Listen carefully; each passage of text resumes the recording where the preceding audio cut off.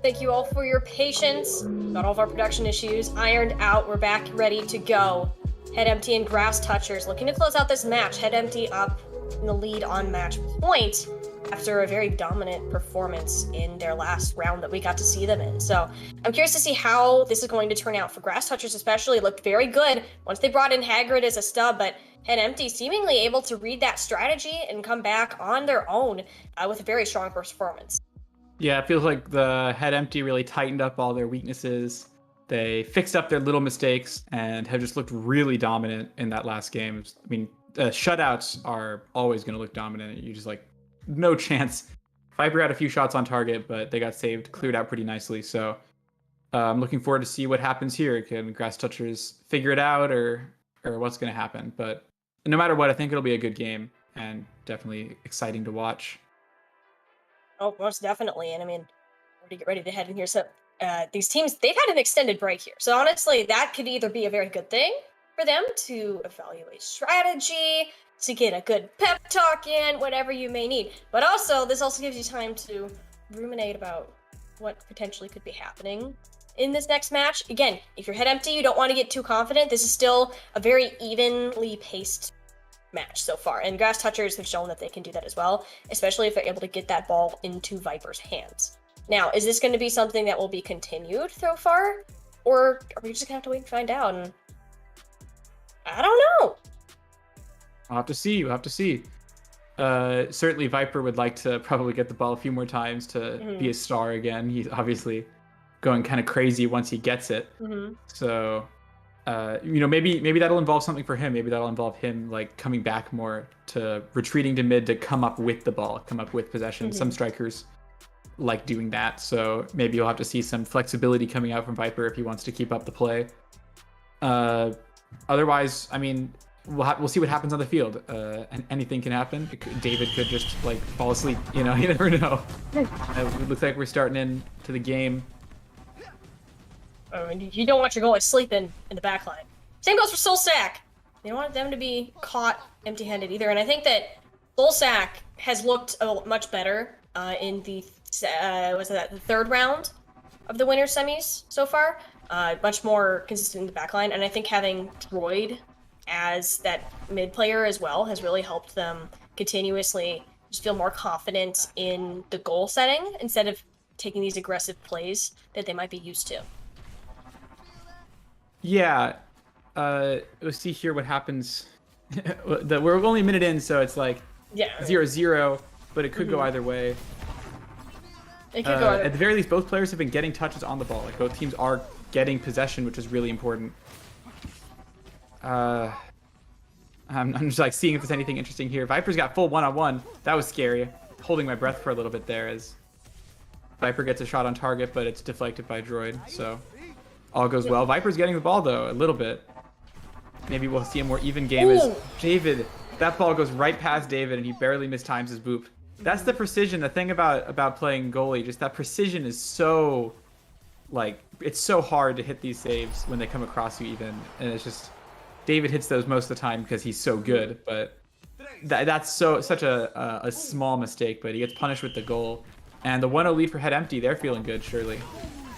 Precision and reaction time, that is the name of the game for the goalies in our match today. And David, like you said, very good at hitting these so far. Speedpower ended up using their sound barrier in all the meanwhile. So I guess that's one last thing you're going to have to worry about is we're seeing Hagrid and Viper with the ultimates of their own. And Hagrid's going to be the one to use theirs first and attempting to clear it down to their scoring end, but it's just going to be going right back and forth and not too much to be gained there. But Droid looking consistent as ever with the ball, but it is a nice boop away from David, I believe, to move that ball right out of their hands.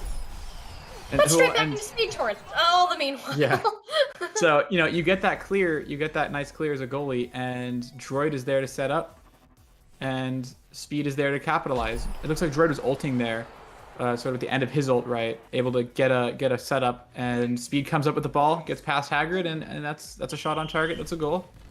And 2 minutes, 2 goals. Now Head Empty with what looked initially in the beginning like a really close game is starting to pull away with this a little bit.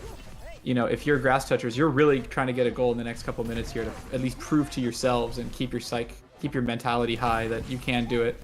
Ball ends up behind Hagrid there, so David has to get the hit, but this is so scary with Speed right there. You just don't have that many angles. He's covering like the entire field. He's standing right in front of that goalie, daring him to hit that ball towards him. Speed has like made himself seem like he's 5 times the size that he actually is. Like there's such a large range around Speed in general that you're going to be able to actually reach the ball, and it's a big bubble that you're going to want to avoid, because if Speed gets their hands on the ball, it's going at the net. Like it's as simple as that.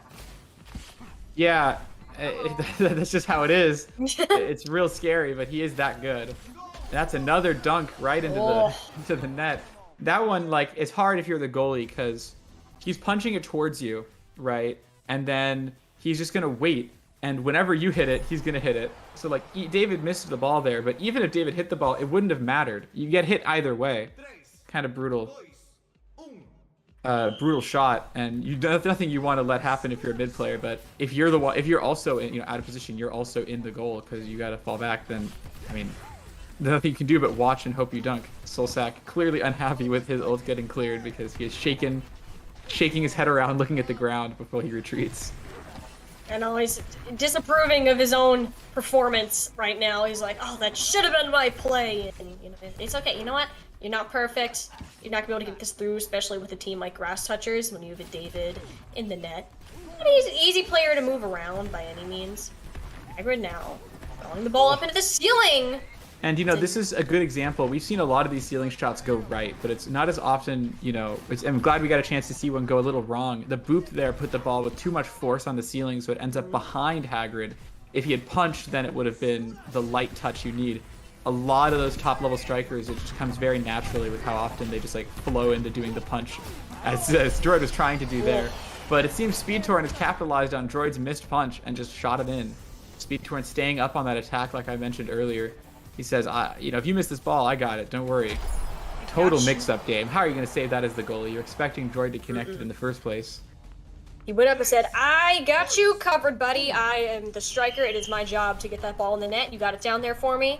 Don't worry about it. I'll put it in." And they're up 4-0, and honestly, they are in a position to end it early here if they want to. Yeah, they could Mercy, which would be a real nice showing for them going into that winners finals game, which is going to be against a strong team, no matter which team is winning that other game. If it's 4-0, that's pretty demoralizing with 2 minutes left. It can be done. It has been done before, but this is rough, and not if you're missing the ball like Viper just did. Okay, to be fair, that was a very nice shot from Viper, but you got to give Solsak some credit on that as well. No, we missed the ball the first time around, but the second time when you hit the ball, the shot was really good, and you're right, Solsak made a really nice save.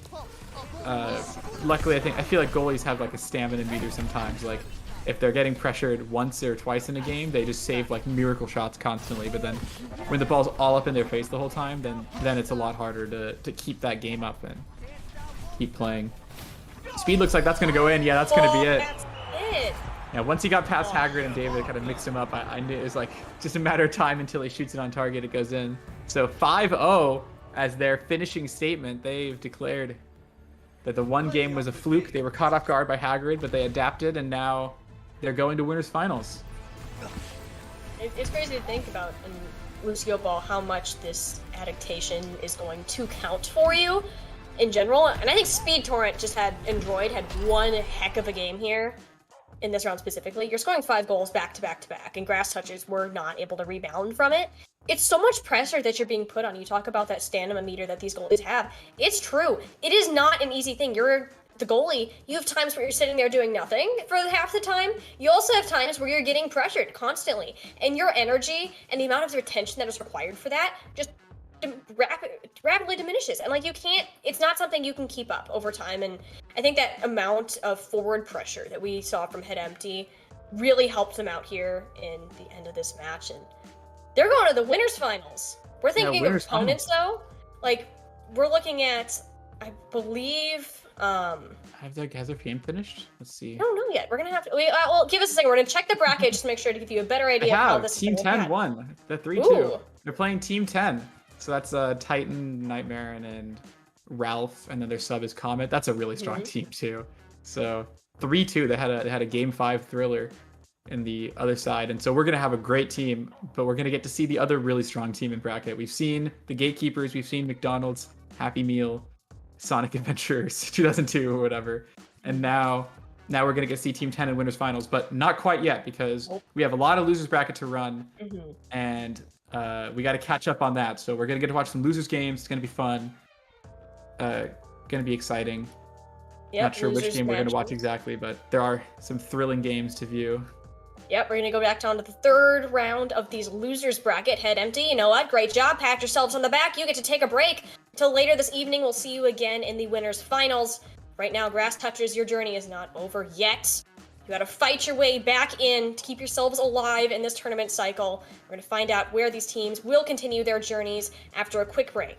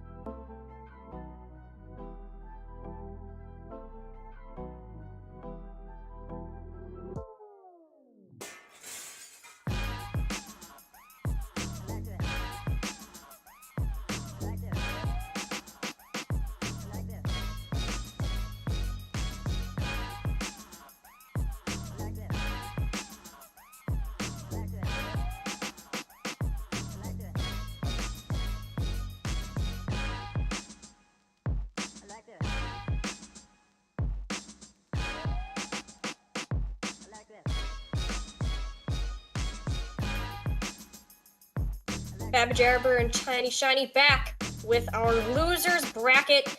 The time has officially begun for us to see our losers bracket matches be played out live to see who will be joining back in the finals match. Now, it's going to be the losers round 3, a team we have seen before and a team we have not today, Babajabber, and I believe it is going to be our Gatekeepers, a very strong team, as we know, title contender for sure, as well as a new team, which I believe is the P Pushers, if I'm not mistaken.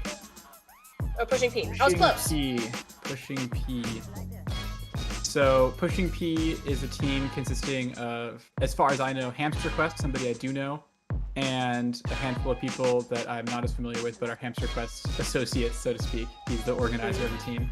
I actually won the Hamster Quest tournament, a tournament with Hamster Quest that was like a random teams tournament back in the day. So I do think he's a good player, but there are definitely strong underdogs in this game.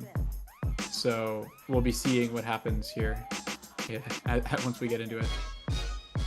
Most definitely will, and hopefully we can get that started very shortly. I mean, as we've seen from the Gatekeepers, that they're team in this tournament to begin with. Pushing P are probably the underdogs in this situation, putting it lightly. They're going to have one heck of a performance to try to dethrone the Gatekeepers from where they're currently sitting.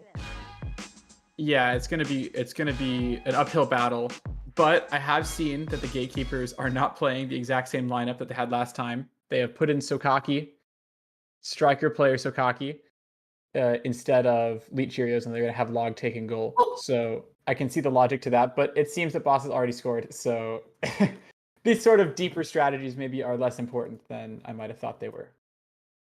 We like to think about the deeper strategies, but sometimes you just put it in the back of the net, and it's as simple as that. And depending on the level of the teams and how evenly matched they are, that's where we're going to see those more strategies come in compared to when you're playing against maybe not nearly as close of a matchup. You're going to see it just going to be pushing ahead to see who's going to be coming out on top, kind of similar to what we saw in our very first match as well. We saw the melee only rendition of Lucioball. We did briefly, and it still kind of works, you know. I don't think we're going to see that here though. Pushing P is going to be doing their best to keep Gatekeepers away from the goal and prevent them from defending their own title. Yeah, they're getting into it. Okay, so. Okay. The ball has not been touched by Pushing P almost at all this entire game. Oh. This is really rough. I'm actually kind of worried for a second there that Log was just going to let the ball roll in, because that would have been really sad. But that would have been tragic. No, it turns out the ball's just slowly rolling. It's so slow. Like no players from Pushing P are able to come out to like contest that ball, as it goes right back. And Sokaki and Boss seem to be playing two strikers because they have no respect, no respect for Pushing P's striker players. They're just getting this done over with. They said, we do not need to be here any longer. Pass, shot. Yeah. Pulls that easy. Get these balls to the players you know could score. Put in the net. Easy. And Sokaki, I don't think we've seen... They were not in the previous match that we saw in the Gatekeepers as well, so I think that's a substitute that they've made so far.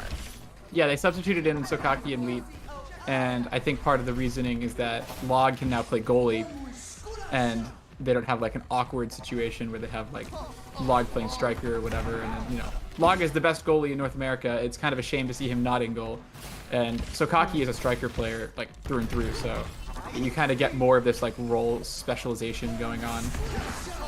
As we have an ult from Log, getting that ball around. From ult right and numbered, they're stacking those on top of each other too. They're trying to get something started here, but at what cost necessarily? They've shot the ball at Log, and he has saved it. And thus, you know, thus, you gotta close the net. You gotta close the net. That is something right there. Nice save from Numbered, but Boss is not finished with his offense. He says, I'm going up. Yep, and then he's just going up, playing double up again. He's just chilling. Look at him. Yeah, Log, he's like, Log's fine in the one-on-one. Look at that punch. Oh, wow, that was a really nice save. I think that is Hamster Quest playing goalie, and that wouldn't surprise me if it is. Hamster Quest's goalie is so good. So, you know, he's able to make those kinds of reaction saves. So maybe won't be a 1 minute 5-0 kind of game. Maybe be a little longer, but the pushing P is going to have to figure out how to get some offense going. And it seems that Log has exited the net. He's goofing around a little too much, and they've gotten scored on. Log, it was 2-0. Now it's 1-2. This game is not a blowout like he thinks it is. See, this is why you don't get too confident. You know, Gatekeepers are like, okay, we're the top 500 players here. We're feeling good. We got like the best players in the world at this game mode. But pushing P, they're just like, they're gonna be cocky about it. All right, we're gonna put it right back. But I mean, Log coming out of the goal just to throw one right back in, just like making up for that previous play. Yeah, make up for it a little bit, and now maybe he's feeling more justified. We'll see if that's a good or a bad thing, and just jumping around and not taking too seriously. Well, the Gatekeepers are kind of an inherently BM team to some extent. It makes sense to see them act like this. With the whole, oh my gosh, Boss is so good. Oh, that was so slick. We see He's styling on him a little bit. Boss in the server, indeed. Man, I mean, pushing P, they're trying. They got a point. We'll give them credit. They got a point. They did get a goal. They did get a goal, but it is looking pretty dominant here as Log comes up, another clear. Once again, Boss and Sokaki are both on the offense. They just don't really care about the offense from pushing P. They're not shocked by it at all. It's one of the nice things about having Log on your team is that if someone's one-on-one with him, it's still probably not going in. Like, you're probably not going to get scored on, so you can kind of be like, it's fine. And Boss, after enough shots off the wall, decides now is the time to pull the trigger, and it goes in, and it's 5-1, and they're one off from getting a mercy rule.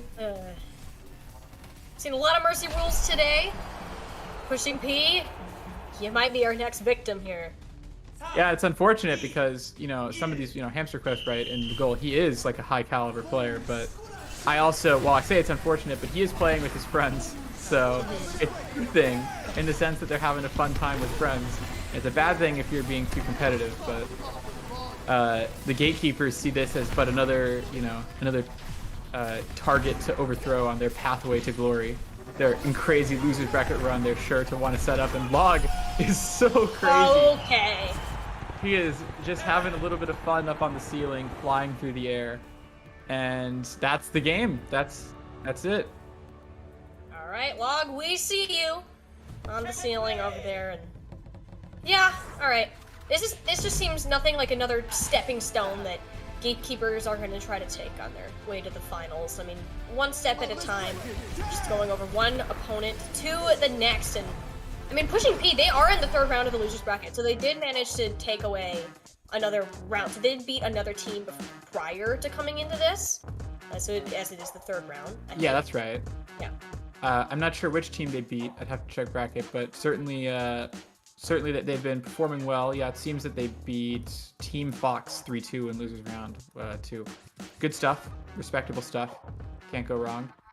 3-2. That's also. I'm sure they're probably counting their blessings anyways, thinking, "Oh man, we were in like a close knit set until now." So the Gatekeepers have put on a show, and we'll see if they continue to do that. I think if you're pushing P, there's so much to work on. You gotta keep possession on your offense a little more. You gotta clear the ball out from Log a little more. Old Ray gets a quick one. Quick shot off the kickoff, catching somebody off guard. Maybe Sokaki was in net. That might have explained what happened. That was Log on the kickoff. Yeah, that's not Log there. No, it is Sokaki. Yeah, okay, yeah. So Sokaki's a really good player. Don't get me wrong. I have all the love for Sokaki. Sokaki's ping is like 60, so he cannot play goalie. If the ball's coming across his face, he will just miss it 100% of the time. When he's a striker, it's not as important because, they're just putting him in net. Oh, okay, I see what they're doing now. All right. So I'll keep talking about it, but it's like when he's a striker, Sokaki, you know, if you miss the ball once, it's fine. You'll get more chances to hit the ball later, and you can kind of take more risks on, I'm going to... Oh, no. Oh, dear. Lugs does not... He just stood at him and just shot and just does not move. But, you know, you can take more of those risks, but when you're Sokaki in net, it's like if you miss one ball, it goes into the goal. So traditionally, Sokaki is not a goalie player at all. He's very bad at goalie. but it seems he has rotated into goal to allow for Log and Boss to have the strong attack offense with like a bunch of like top 3 players. Because Log was ranked 1 in 2021 again. Boss was ranked 3 in 2021. So they're out here trying to like force the skill difference. And Sokaki is good, but he's not ranked 3. And Log scores again over Hamster Quest. Ugh.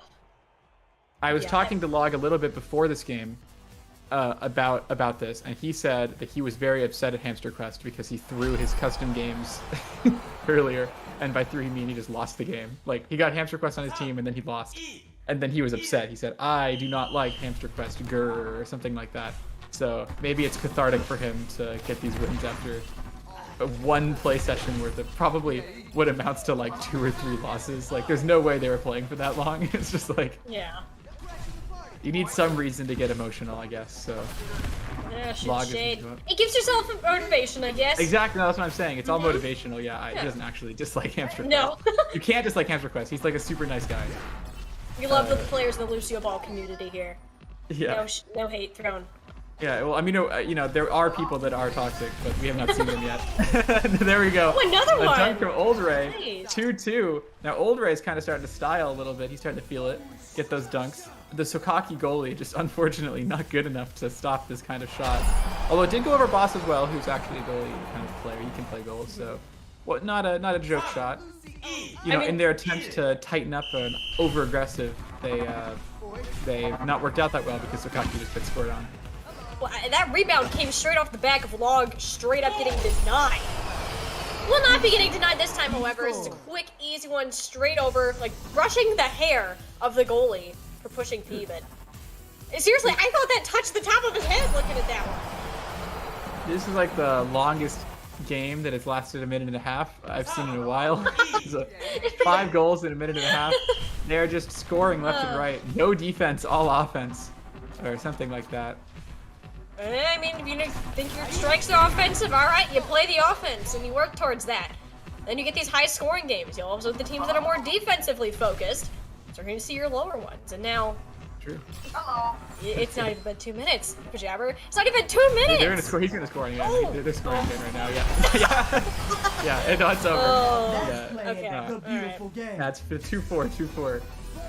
Well, surely Old Ray's ult will be critically damaging to Sokaki. Once you get past Log and Boss and like with the whatever with Sokaki again, like you just shoot it like out of space and you can't hit it because his ping is so high that like he would have to shoot. I don't know. It's a nightmare. It's a nightmare to play goalie with Sokaki. But Sokaki's gone up now. He refuses to be locked in goal. No. They're doing Hamster Quest ult. They're probably not going to score this one because Log is in goal. So now Sokaki wants his chance to get a goal. He's coming Yeah, that ball up. almost creeped its way in. I had a bit of a heart attack there. I thought I was like, Sokaki is hitting the post several times, and now we got an offense from Old Ray's ult, which actually that was a nice shot attempt. Sokaki misses the ball there, but gets a lot of chances to get shots on target, and that one's going to be on target. That's going to make it 5-2 with 3 minutes 40 seconds to go. That's probably the longest time we've had without a goal so far this game, but we lock it down 2-5. And the Gatekeepers are looking to finish this one out. I'm not sure if they're going to lock Sokaki in goal again or what they're doing, but Hamster Quest's doing his best. But and I might have to start timing the distance between each goal here because this is just kind of ridiculous at this point. I mean, you got numbered with the sound barrier here, and you're hoping to accomplish something, but again, Log back in the net. Gatekeepers, they're done messing around. You got Sokaki back in the striker position, and that's really going to set them up here. And I mean, Sokaki, don't get me wrong, not a goalie. You just ping Not a problem. goalie. Just ping problem. Boss, Gotta no. flip on that, but numbered. Oh dear. so We're gonna go the full 6 minutes, aren't we? yeah, something like that. Boss is a good goalie, but recently he had to move because of college, and his ping went up about 7 milliseconds and pushed him from the you can technically play goalie to the you can't really play goalie range. Is a decent ping loss, and so now putting Boss in goal, I don't think he can do that as well anymore. Log from the ceiling, flying in the air, getting ready for that high clear, dunks it and makes up for that very slight mistake from Boss, who, booped a little too late because of the ping. But jeez, he's so high up. He's like flying so high. The fact, okay, not only am I impressed by the fact that one, Log is able to get this high, but two, that you're able to get so high and control where you're moving up there in coordination with the ball placement. That's crazy to me. And Gatekeepers are not the top team, like the top players. They're not there for nothing. I mean, yeah. Simple as we that. get to see some of that. After last time when we saw them kind of get dismantled from Venice and Xmas and McJagger, and well, I say dismantled as if it wasn't 2 overtimes, but 2 overtimes 3-0. It's nice to see they're trying to warm themselves up a little more and hoping they're obviously hoping for a rematch in losers finals with or losers semifinals actually. Where they rematch, I think. Yeah, because they ended up falling to Team 10 Donald said. So yes, at some point, these teams inevitably will end up playing each other. If they're able to close out the wins, they'll be playing in, I think it's actually the losers. Oh no, it would be the semifinals, it would be the losers finals. That's right. So they'll be duking that out once again, but the amount of Sounders being popped, Old Ray specifically got 2 of the 3 points scored for their team. Wants to look for another one here, but you're 3 points behind with 2 minutes remaining. Not impossible, but a tall task, certainly. And Gatekeepers, with them playing their more traditional positions, I think it's just a matter of pushing P, trying to make this look as closely contested as possible. Yeah, here Boss is back in net. I wonder, are they playing spawns maybe? I'm trying to figure out how their rotation is even happening. That got right past him. You look at him, he looks so confused with that. He looked to his left, he looked to his right, he's like, wait, what just happened? Yeah, so a lot of people will see stuff like this and they'll say, the game said save, what do you mean? But you'll see there, it hit his body. He booped too late, but he hits his body and the game says, oh, you hit his body? Save! But then it goes in anyways because your body didn't deflect it enough to avoid the net. This game's, so actually he didn't save it, he hit too late. But hard to blame him, that ball was very close to him when it got shot, so the reaction time was going to be really tight. Log and Boss going up on the double attack. They would, one more goal does seal the deal now. 8-3 is a mercy rule. Boss is dribbling off the floor, dribbling off the ceiling, punching in the air. That's going to go in. That's going to be 8-3. Swagging around. And it's 2-0. Not much there to say. Old Ray got some offense in that game, but it's going to be Gatekeepers with their kind of vicious attack on Hamster Quest and his defense. Hamster Quest has not had a break at all. This guy needs a breather. He needs some assistance in the back here. Is it just between Boss, between Log, and Sakaki too? Like, they've just all been in his face constantly. It's not an easy thing to defend against. Yeah, it's been a nightmare. It's been an absolute nightmare for Hamster Quest to deal with. And once Old Ray gets that ball, he's actually been putting some decent shots on target. They're not even bad. But it's just Boston Log and Sakaki, whichever two are decided to go on offense, have been so oppressive on that front line, like keeping the ball from getting cleared. Once it gets cleared, often the goalie's able to come out and get there in time. And we're gonna go into game 3. Game 3. Pushing P. Don't want this to be the last round for them. And I mean, Trevor, do you even think there's something that Pushing P can do to try to turn this around for them right now? There's so much going wrong. It's hard to say. It's not, they're good players. Definitely the better team compared to, there's a lot of teams in this tournament. This is not a bad team by any means. They're playing pretty well. It's just they've been matched up against this like hell team.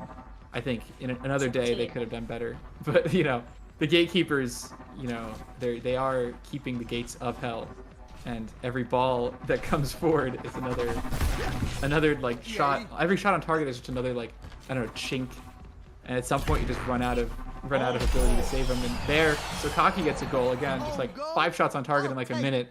You're gonna get saved eventually. You're gonna get past the goalie eventually. You can't get them all.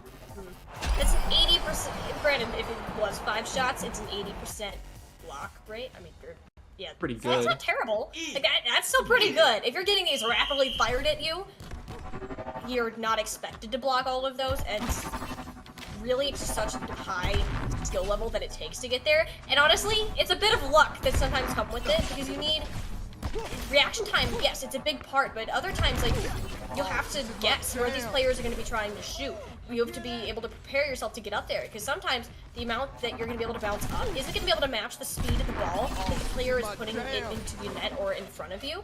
And it's a lot of just knowing how the game is played as well. The more time and experience you have, the more you're going to be able to learn these kind of strategies. Yeah, I think part of something I've noticed just here is that as Log is ulting and probably going to score while I'm talking, Old Ray's shots on target, I feel like he's been respecting the goalie too much. Like, the goalie that's in net is either Boss, who's on the 45 pin. Nice shot from Hamster Quest. He takes advantage of what I was about to say that Old Ray should do. Like, just put it on target. Just, like, shoot the ball in the corner or on the wall. Like, no need to get fancy with the punches. Like, as long as it's going towards the net, and, like, that was a nice shot because Log and Boss both there, near corner, obviously. I've touched on that before. But in general, like, if Sokaki's in net or Boss is in net, like, I'm not saying they won't save the shot, but, you know, putting it on target, it's never going to go wrong against players with, you know, ping problems. And I think there's some element of respecting them too much and giving them too many chances. Log is staring them down, playing that reaction game. The mid comes in to save the day there. And now there's a big offense going on Boss, and there's exactly what I'm talking about. Numbered coming in with his ult and putting it high, and, you know, Boss isn't going to save all of those because, you know, he's going to jump too late, or he's going to see that ball too late. He has a hard time reacting. And really well played shot from Numbered, and now it's 2-1 for pushing P. Log might have to start thinking about rotating back into that goal to keep the defense tight.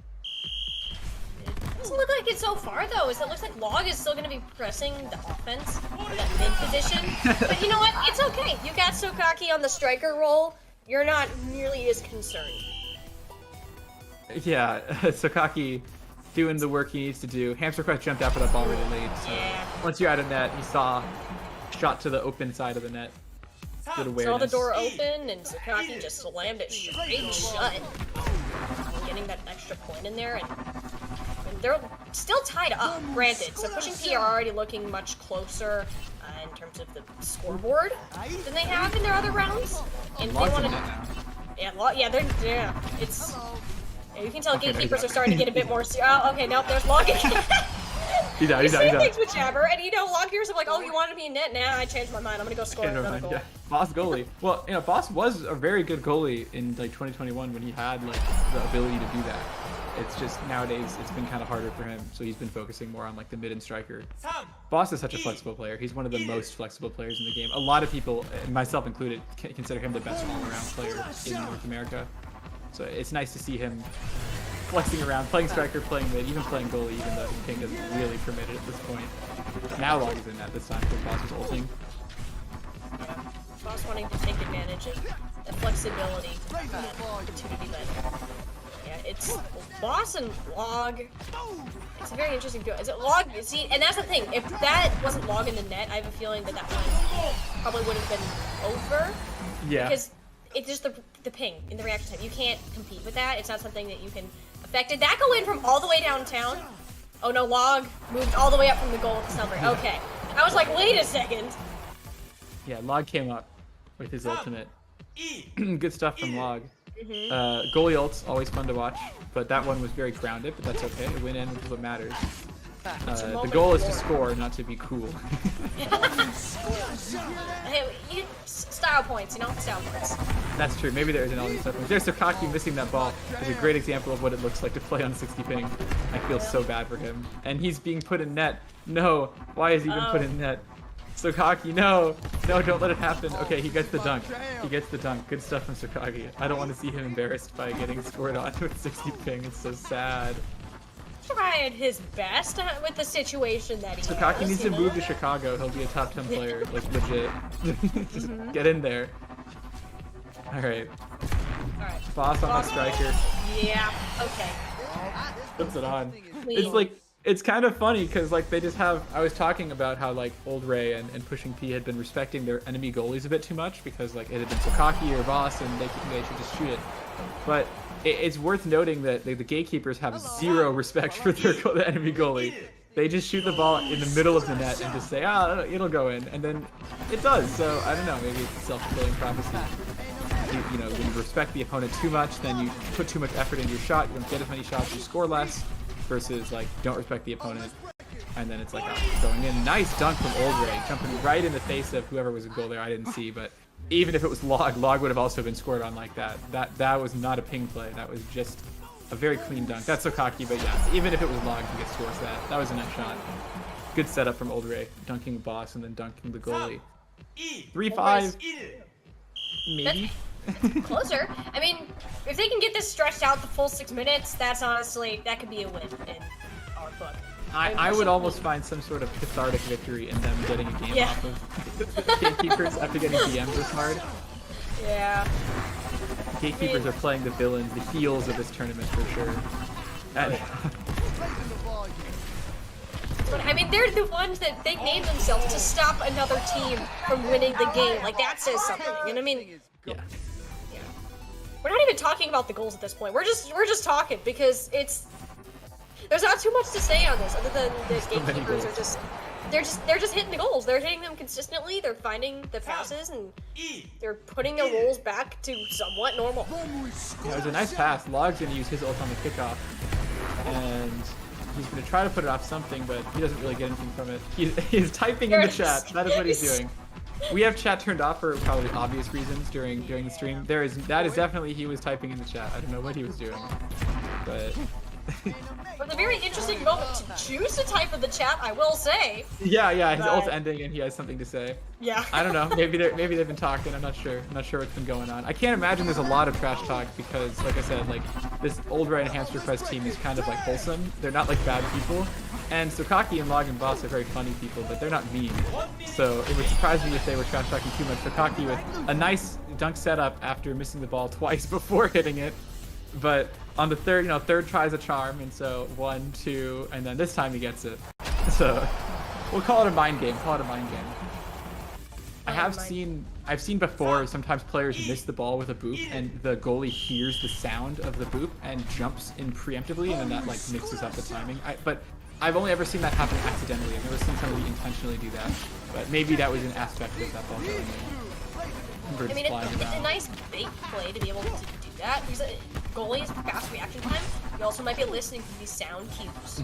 Yeah, and you react to sound faster than you react to vision, so it is like an aspect that players like pick up on. They hear the boop when they get ready to jump. Sound barrier now for Old Ray. Wants to get this one in.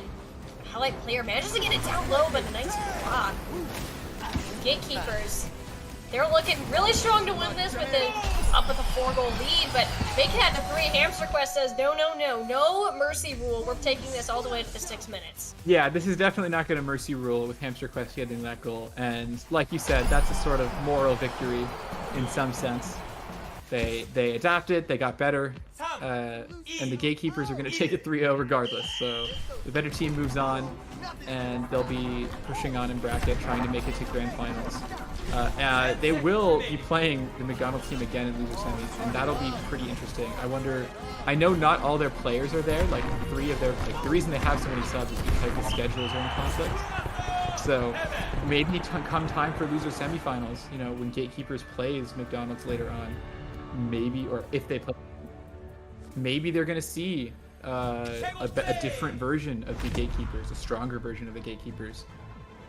We'll have to find out, but that'll be later on in bracket. And for now, this game has been dealt with. They have stepped on the stone, and they're ready to progress next round. Dealt and done.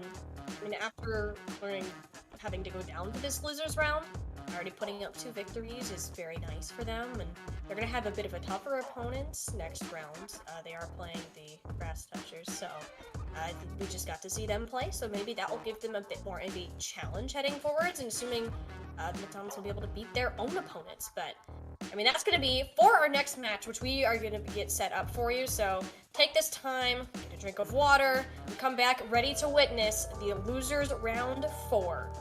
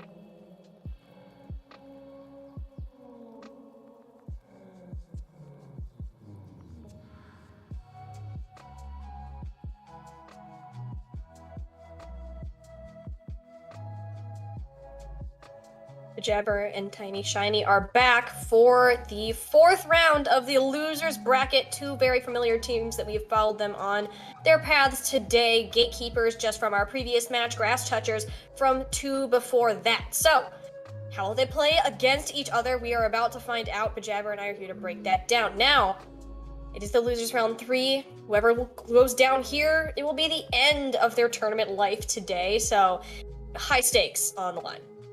Yeah, big stakes for both teams, especially Grass Touchers, the underdog in this game. But we saw, last time, we saw some really interesting adaptation from Grass Touchers. We saw some use of Hagrid and whatnot, and I don't think the Gatekeepers are going to be able to do what they were doing the last game with leaving Sokaki in goal or whatever. They're going to have to actually play this one out if they want to win, but it'll be interesting to see for sure. Obviously, last time they had Sokaki play the set. They might put in Leet or whoever else is on. They might do a substitution. They have some options. I'm not sure what they're discussing behind the scenes, but it should be a more fun game to watch. A little bit more back and forth, hopefully. Mm-hmm. I'd like to see Viper get some shots on Log and in net, because I know Viper's like an up and coming player recently. He's like been on the grind and he's on the incline, and it'd be kind of cool to see him do well against the kind of premier goalie of the nations. The area. Viper's performance against their previous opponent was not bad by any means. It was actually pretty outstanding compared to, especially considering the opponent that they had. I mean, it was not an easy team to beat. So Grass Touchers are looking to come out on top and give Viper the opportunity to kind of work forwards and play that more aggressive. You're wanting to get the ball to your strikers and consistently be able to do that.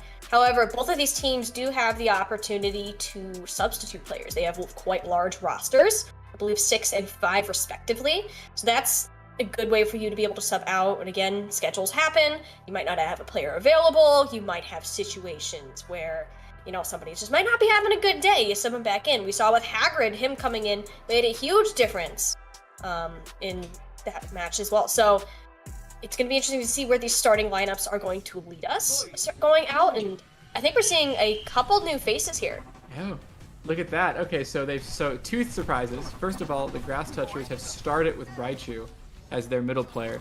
Second of all, Hulk Smash seems to have arrived on the scene and replaced Log or with Boss, and then Leet Cheerios has replaced Log. So Log's taking a breather, Boss is taking a breather, and it's Leet, Sokaki, Hulk Smash, which is a whole another team from what we were just seeing.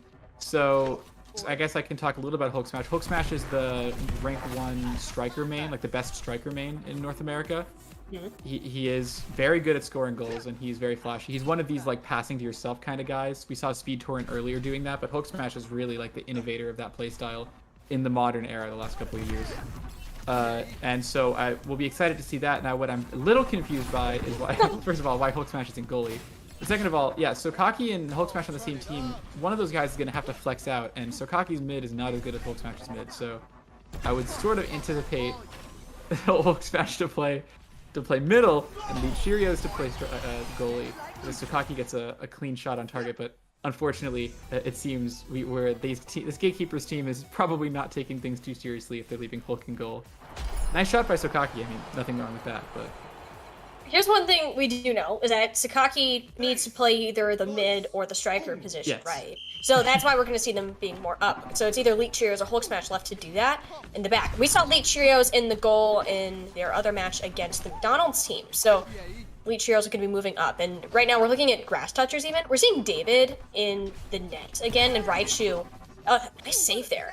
But Raichu is going to be like I was like last second save. I thought that was it. He turned to the side there. But yeah, Raichu on the mid, also with the sun barrier right now. Raichu sensitivity is like 5,000. What is this? What is it? How do you like control that at that point? I'd get dizzy, and that wouldn't be a good situation. If I was playing with that sensitivity, but you know what, Raichu? You do you. Be the Lucio player you would like to be. But Viper, on the other hand, has a relatively normal sensitivity. We'll be following this ball back and forth, but I mean, even Hulk Smash in the goalie isn't looking like bad by any means. And okay, you know what? All right, Viper, we'll see you.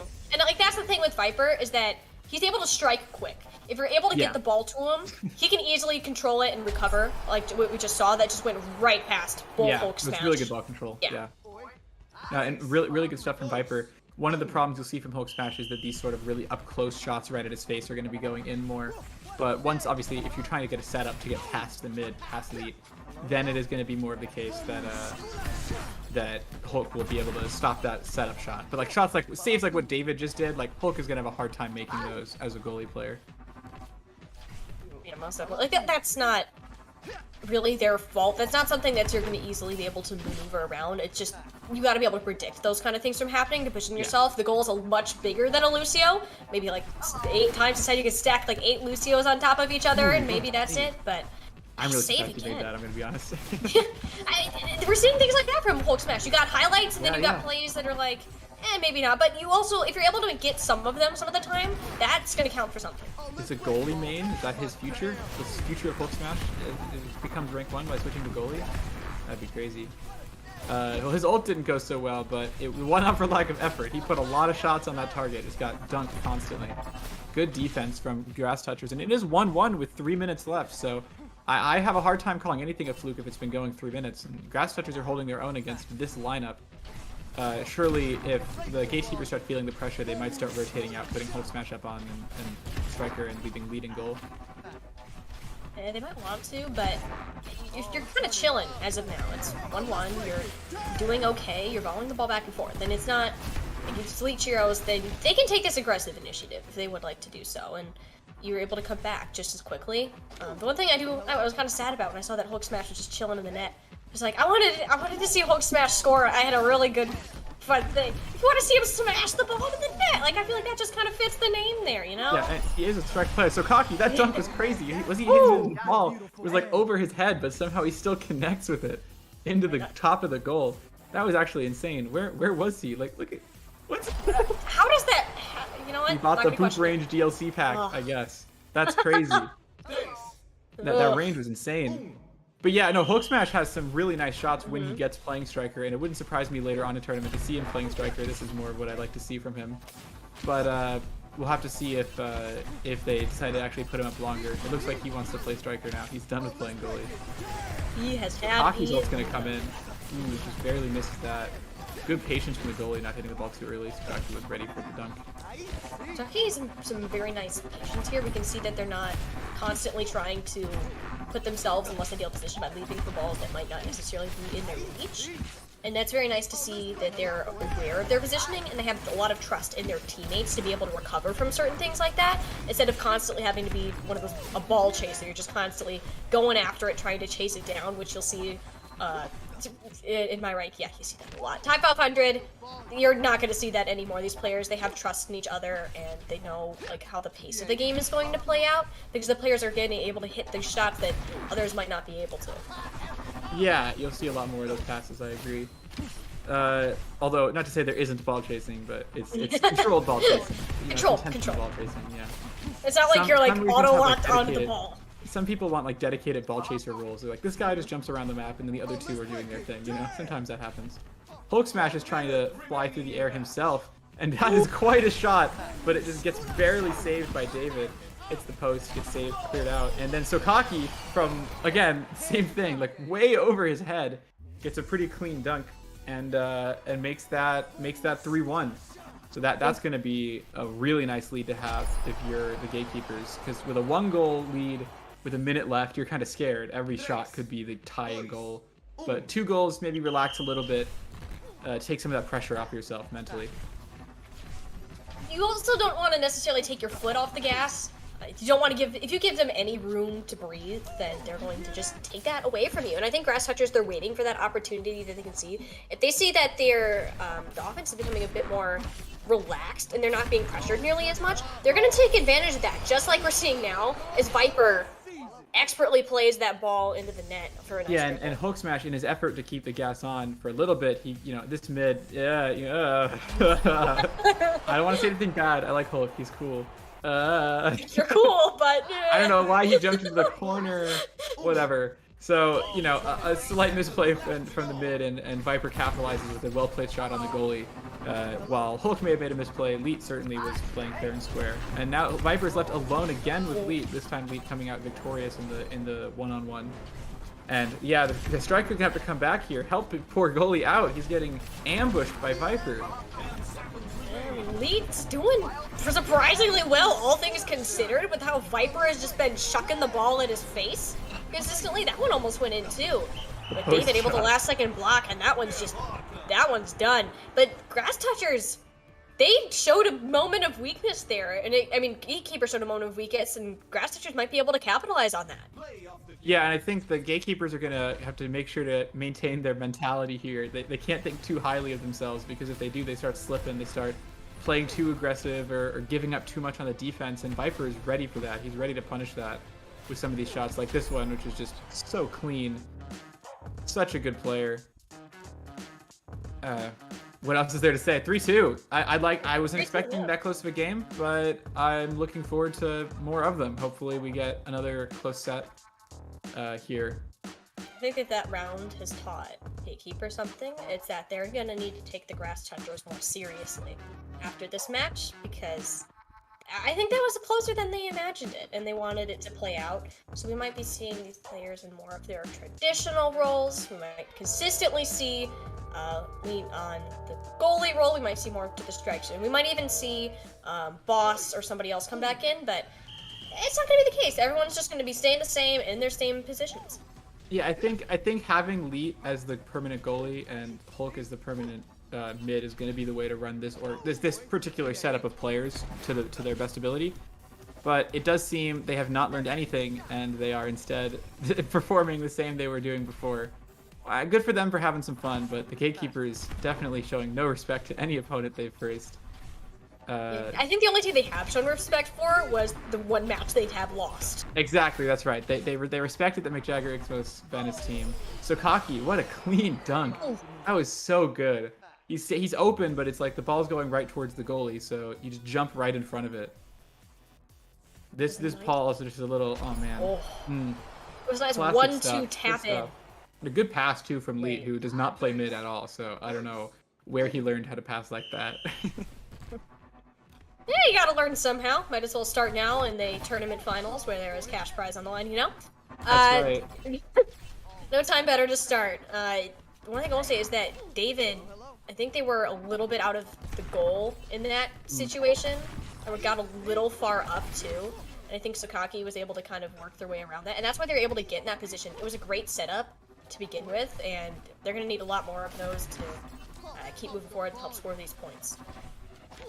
Yeah, and Viper's alone over there. Lee coming over to try to help, but the ball gets past all of them, and they've called for a pause. It would not surprise me if that was a ping spike on Viper's side from what just happened, missing the ball like that. So we got to wait a little bit longer. We'll see what the pause was for. It could just be the Gatekeepers pausing just because they think it's funny. I wouldn't put it past them to do that. I'm not going to make any accusations until we see what happened, but either way, always good to take some time, recover the internet. That ball was about to get cleared by the goalie anyways. It wasn't in a dangerous spot, and here, Hulk smashes ult it from the goalie pad, and the ball has ended up behind him. He has hit the ball backwards, unfortunately. But we have an ult coming in from Sukaki. That's scary. Sukaki's in a scoring position for sure. As that Viper almost gets a chance to hit the ball, but not quite. He's getting defended by Leap pretty well, so Kaki's getting a pretty extended offense here. You know, these are a lot of ults with very little shots, but a lot of possession coming out from the Gatekeepers, holding onto that ball and waiting for their opportunity before they can really get the shot on target. Even if you have the lead right now with this 1-0, you're okay with not scoring the points. You're still up in the end. So if you're able to keep the ball out of your own net, that's honestly a win right there, because you're able to prioritize your own score, and scoring might not be the best. I mean, having a 1-0 lead is not the greatest cushion to be sitting on. You'd like to have at least another one to feel before you start feeling comfortable, but in the meantime, having that possession and just not letting Grass Touchers even get near it, that's going to be the biggest key thing. That's going to help them kind of keep this ball in their offensive end. And as we can see, the sound barriers are available for a couple members of Grass Touchers, but Viper specifically, I want to see eyes on them and how they're going to be able to handle it once the ball actually does get into their hands. And they're going to want to move forward with this. And they got it on the ceiling now, but... Yeah, I would have been tempted to ult there too, but luckily Viper recognized really smartly that he did not have that ball. He was not in range to hit that ball at all, so that was going to get cleared. And he was like, okay, I'm going to hold off. I'm not going to get too giddy with my shot. wait for my chance, and I respect that a lot. That was good wait. And this is a good ult too. This is a good position to ult in. Gets cleared away though. Elite makes a really nice clear, but comes right back. Gets another couple shots. Nah, misses the ball a few times. Thought the ball would be bouncing higher. Maybe he was trying to dunk Elite, and Elite just didn't hit it. A couple right opportunities. away under his nails, yeah. Good defense though. Good defense. And there's David. Good defense. What a save on that ult. It's 1-0. They have been sustaining a lot of pressure. The Grass Touchers are taking a lot of shots, and Raichu and David have been doing a good job keeping this ball away. It's been really nice to see Raichu playing a lot better than he was against the No Thoughts team earlier. He's coming up and doing some good defense. That ult didn't work out, but the defense has been working out really well from Raichu. It's been nice to see. And I think that's the difference between Raichu and Hybrid. I think what we have seen is that Raichu is a lot more defensively oriented, and they're playing side by side with David more than with Viper. And it doesn't give Viper as many opportunities to work, but it does keep the scoreboard lower. And with you're playing against a team like the Gatekeepers that have such a strong offense, then it's probably the playstyle you're going to want to look for when you're choosing which players are going to be on the field. Yeah, and you see Raichu there kind of walking around between the pads. That's a place that's really scary to be as a mid player, because if you can't jump up for the ball, like, you know, all the striker has to do is hit it up off the ceiling and jump off the pad, and then they're way away from you. But Raichu has some level of enjoyment for playing that position, kind of in between pads and waiting for the ball to come down. And because I don't know, I think you can get a lot of more uncontested clears from that position too. So there is some advantage to it, but it's certainly a scary spot to be. We'll see if Raichu gets caught there again. Usually mid players try to avoid being between pads because it means you get less mobility to do what you want to do. Hulk is coming up though. What is this? Oh, he's moving up. He's got plans. The team play from Sokaki, but it still gets scored on. There was nobody in net. Elite Cheerios did not rotate. Oh my gosh. Oh. Whoa. Could that have been any closer? I really don't think so. Elite Cheerios making a little bit of an error, not coming back into goal. Very scary error, but Hulk was barely able to make it back in time. And now the shots are coming on that goalie, and we'll have to see Elite is in net now. For a minute left and only one goal differential between the teams. It really could go either way here. It could go either way. Hey, you know what? We could be looking at another 9-minute overtime for all I know. Grass Touchers just bank this one into the back. It could be just something they find out of the blue. But the opportunities are looking grim as Viper had just used their own sound barrier, and they're not going to find anything with it because they lost the possession early on thanks to Hulk Smash really getting in their face. And Elite Cheerios with one of their own now. You got 20 seconds, and Gatekeepers are just moving straight on past you. Yeah, and I think the Gatekeepers are really trying to hold possession for this 1-0 win. But this is really scary. That's Hulk Smash in net. Okay, all three players did dash back as fast as possible. No, we do not trust you in the goal. And so with 2 seconds left, it looks like it's going to be a 1-0 win for the Gatekeepers, making the whole set count 2-0. Pretty close game again. Respectable showing from the Grass Touchers in the face of adversity. They're putting up some crazy good defense. I'm really happy to see Raichu tightening up his act a lot. He's playing really good in this game, and we'll get to see what happens in the last game. Well, hey, it might not be the last game. You know, Grass Touchers could come on top. Don't want to speculate anything. Don't cast or curse them. Gatekeepers. Okay. Yeah, you're right. Okay. I won't cast or curse them. The real strategy that the Grass Touchers have that could get them the win would be if they have like a close game that's like a tie game, 1-1, 0-0, and with like 20 seconds left they score a goal. Because they need to, the Gatekeepers need to not take them seriously for long enough that they don't start like really try-harding it.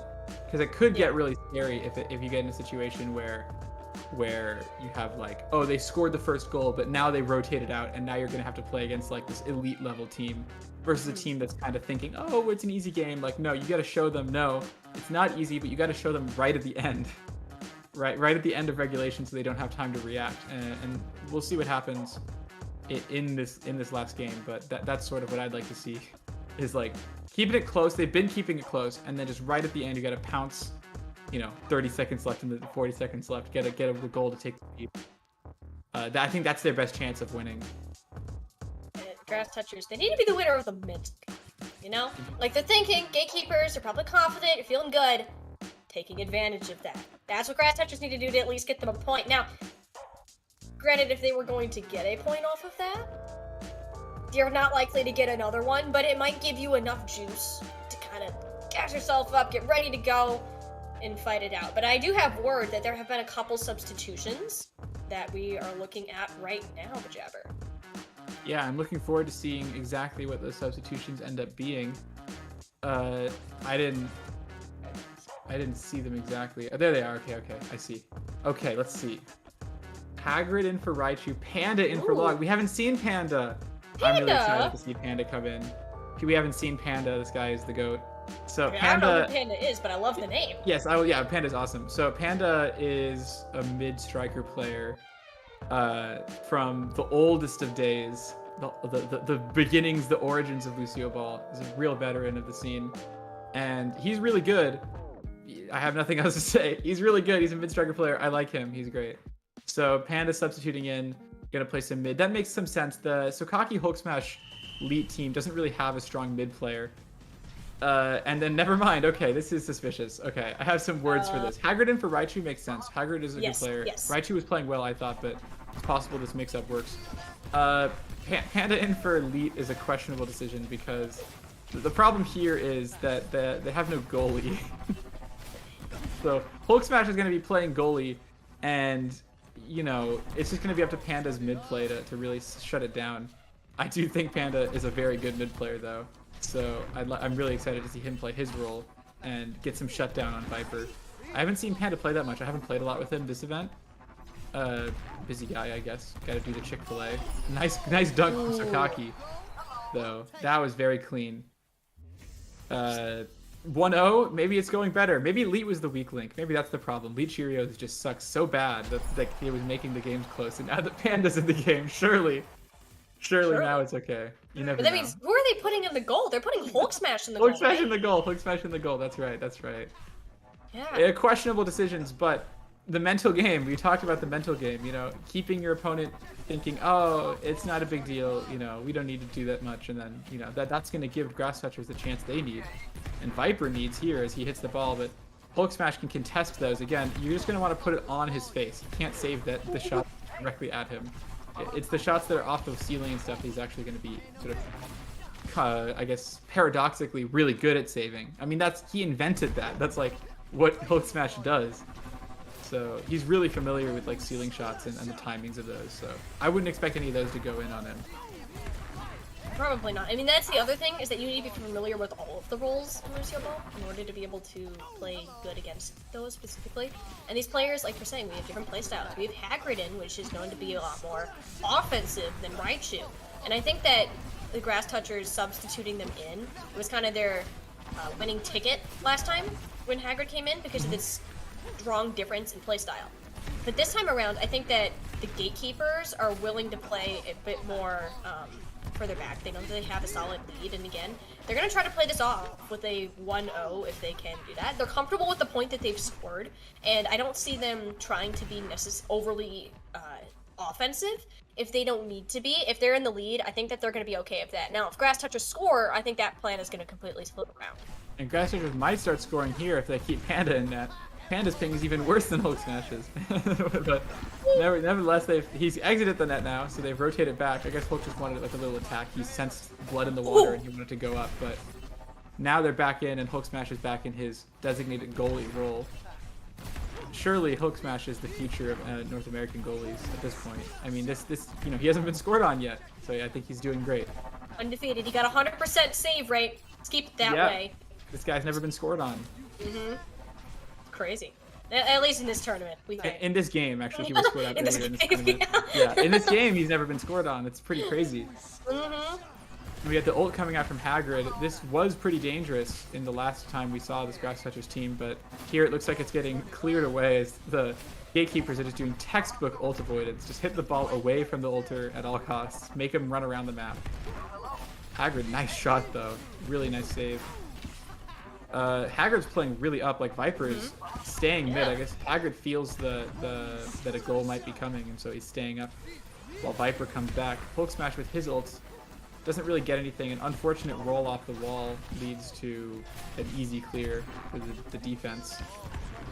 But Hulk Smash just is coming up to Sokaki's turf, saying, "No, give me this ball. I'm not done yet." Dude, Nice save too. This is a ball chaser right here. Hulk Smash is not letting that ball alone. It's like, it's mine, and I have claimed it. You're not going to take it away from me. But no, just resuming the roll back in the goal. Which honestly, probably good in the long run. You don't want Sokaki or Panda in that goalkeeping position for long, considering the ping. So, well, I'm sure Panda could do it. Sokaki definitely can't do it. There's no way. I'm sure Panda might be okay. He's very good kind of player. Nice shot from Hulk. Again, those near posts. A lot of it is like David is making so many good like saves. So you just want to make it so that he keep testing his reaction. You know, like that's so fast. And if you shoot it across his body, he's going to have a longer time to react to that ball coming across his face. So good, well-placed shot from Hulk. And now David is ulting. He wants to get a goal of his own. But it gets cleared away by the goalie, and now he's got to retreat back. Yeah, he doesn't really trust his teammates, I guess, in goal. And I don't blame him. David is a very good goalie. Not a lot of players at his caliber in that. All things considered of what David has had to deal with, I mean, the amount of shots that have been taken on him today, he's blocked a considerably large amount of those. And as a goalie player, obviously you're not going to block all of them. But if you're taking as many shots as you are, I think he's taken at least like 30% more than Hulk Smash has, and has had a great block rate on most of them. Like these, we're seeing some great blocks, but then at the same time, you're getting so much on you. You can only keep that up for a certain amount of time before eventually you're just out of it, and some lucky rebound happens or something goes in. And Hagrid now, with the opportunity, with the sound barrier. Yeah, but again, it's just gonna get vaulted away, and Gatekeepers are so good at negating that potential value this ultimate has. Yeah, and this double striker now, as they realize how desperate they are for a goal. Both players are up on that offense, ready to take some shots on target. That was a really nice shot from Viper. That was the exact kind of shot that you might expect to go in on a player like Hulk Smash, but he is ahead of the ball. He's reacting faster than you would expect him to, and what a goal from Hulk Smash. Wow. This is what I was looking forward to when I saw him enter the game, and he's been tempting me for this whole time. He's been teasing, oh, maybe I'll do a cool shot, and there you go. What more can you ask for from that? I mean, the delay too on the hit to make it go into the bottom of the net instead of the top. Such a good shot. Always a treat to watch Hulk Smash ults and such. So 3-0, 30 seconds left. Looks like the Gatekeepers have locked this one down. And with a rotating cast of players, Panda, I mean, he's been playing awesome. Viper has not had that many shots, you know, maybe like 2 or 3, you know. They had, obviously when they were both up, it's a little different, but glad to see Panda performing well. Panda's doing really good here. I mean, they got the sound barrier, you got 5 seconds remaining. You're looking to end this one right here as Grass Touchers. Their time in this tournament has expired. And there it is, 3-0. Gatekeepers have put themselves in the losers semifinals. Will be taking on their opponents right here, and I mean, good job for them. They went again. You're going down early. Your situation is not ideal to be able to continue moving forwards, but you're proving that again, that you're a very strong team, a star-studded roster, just filled with some of the best players. The amount of times we say it just can't be reiterated enough, and that's exactly why they're able to come out. They had such strong individual talent as well as great team synergy. Well, I've really been enjoying watching these players play, but unfortunately I can't watch them forever, and I am going to have to watch the higher level finals games from the sidelines, since I think that's the end of our block. No more games left. It is unfortunately the end of our block, Bajabber, but you know what? It's been great to be here. I mean, it's a very new experience for me. First time casting anything that is not an FPS game. Well, I mean, kind of is, but it is an FPS game. Yeah. Technically, you know, technicalities. But it was a lot of fun. So thank you, Bajabber, for providing a lot of the expertise that we've seen behind our matches, really breaking these down, how these teams have been succeeding. Maybe not succeeding so much, but that's going to be all that you will hear from us. In about an hour, I believe, we will be back with the winners finals, the losers finals, and the grand finals, the 3 most highly anticipated matches you are going to see here in the Will English Invitational. Thank you for having us, and we will be back with some more Lucioball action in just a few minutes.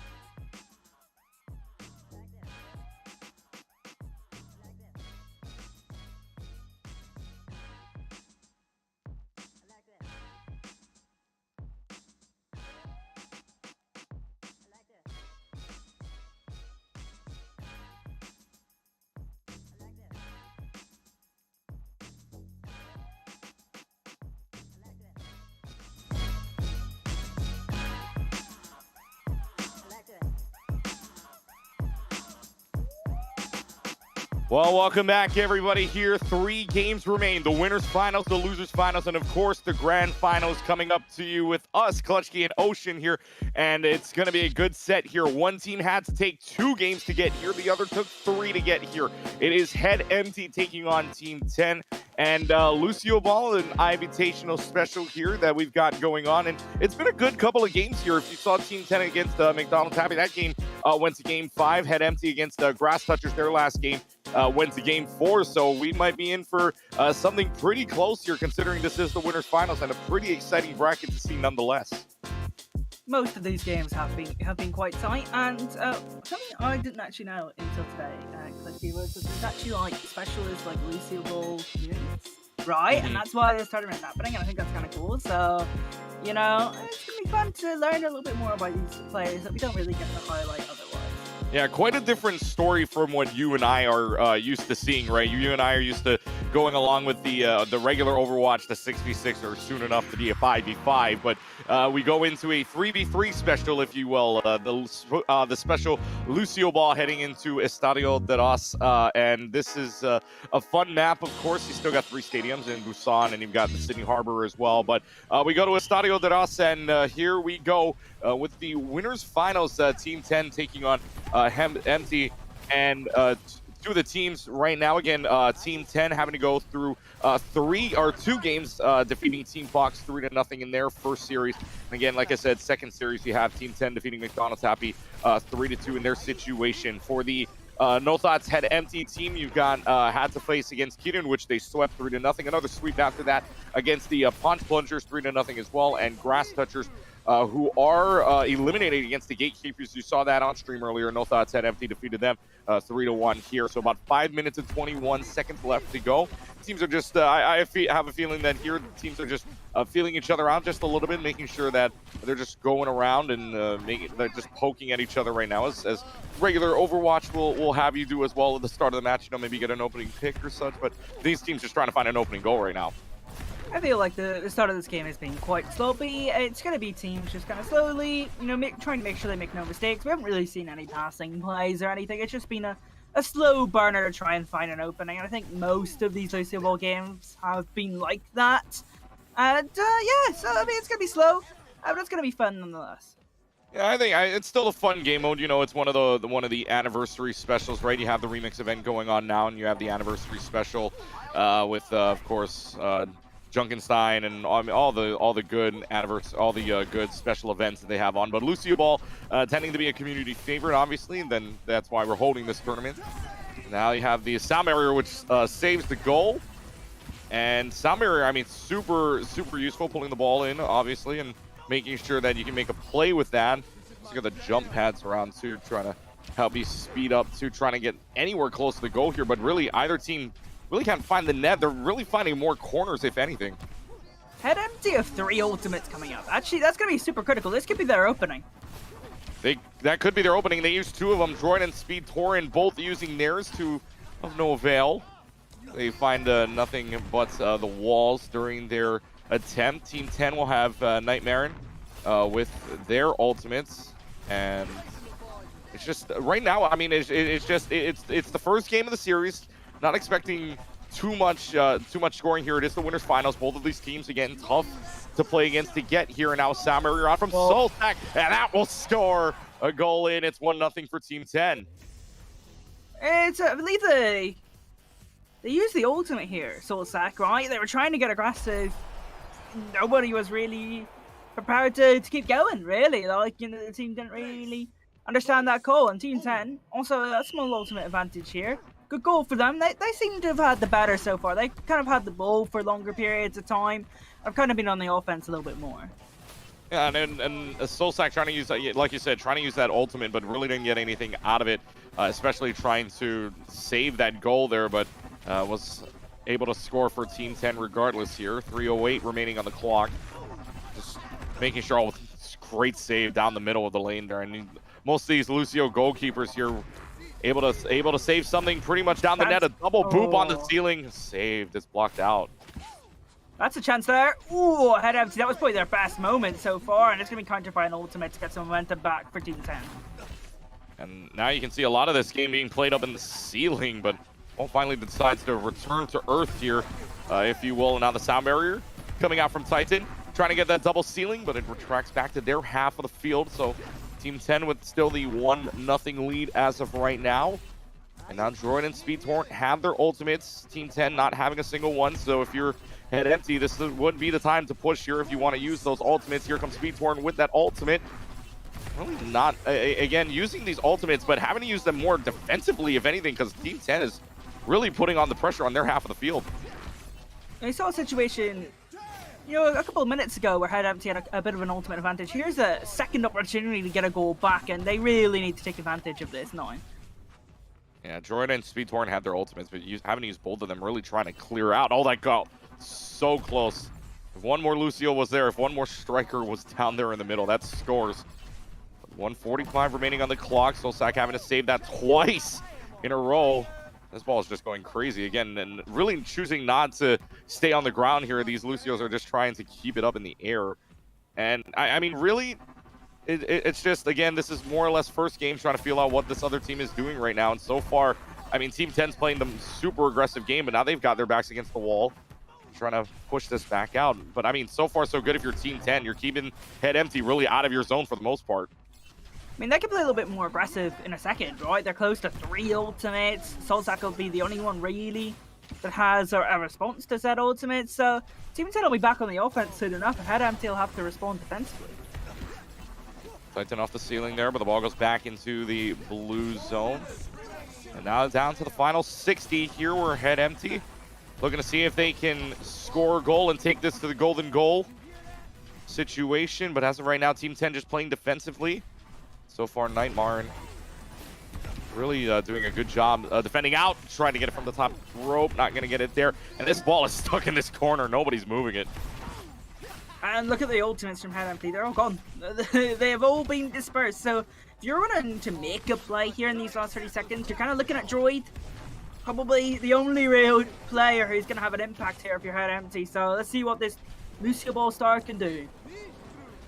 Final 20 seconds here. Nightmare using the ultimates. And now it's one sound barrier on each side, which could decide it here. Evil Ralph with an ultimate. Still going to be on the back here. Now it's scramble time for Head Empty. Got to get it on their side of the field with 5 seconds remaining on the clock, but it stays on Head Empty's side. Last chance, best chance here. 1 second left. It'll stay on the right corner side. That goal will not count, but it does not matter. Team 10 able to take the first game. And good start for Team 10, up 1-0 here in the Winners Final Series. Of course, winner advancing on to the Grand Finals. But for the most part, their Head Empty just could not find a way to score. I mean, ball stayed up mostly when they were on the blue half side of the field. Head Empty really kept it up in the air, but really not able to take advantage of that.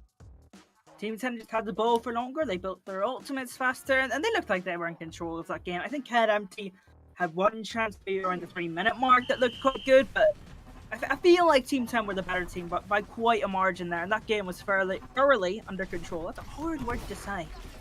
You know what a great difference here, though, between when we play over regular Overwatch and then when we play Lucioball. Lucioball, we can just go right into it, right? You don't need to choose a map or anything. I don't think there's no map separation or differential here, right?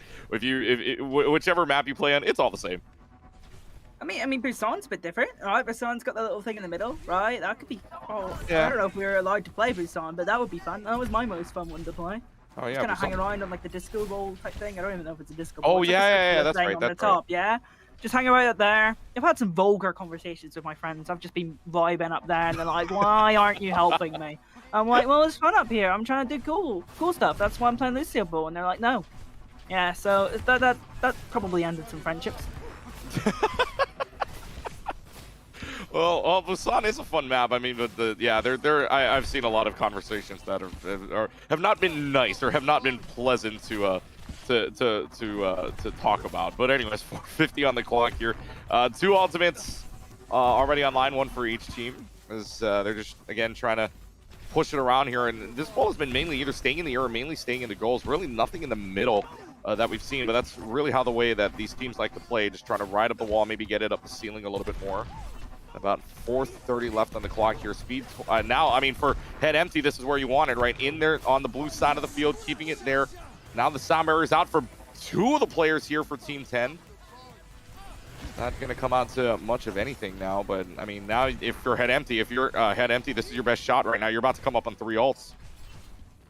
I mean, yeah, you got 3 ultimates, but we saw what happened the last couple of times Head Empty had this opening. They haven't really done much with it, so we'll see if they can do a little bit better this time. And Titan is going to be the player to kind of watch out for, though. They're going to have to respond to these 3 ultimates.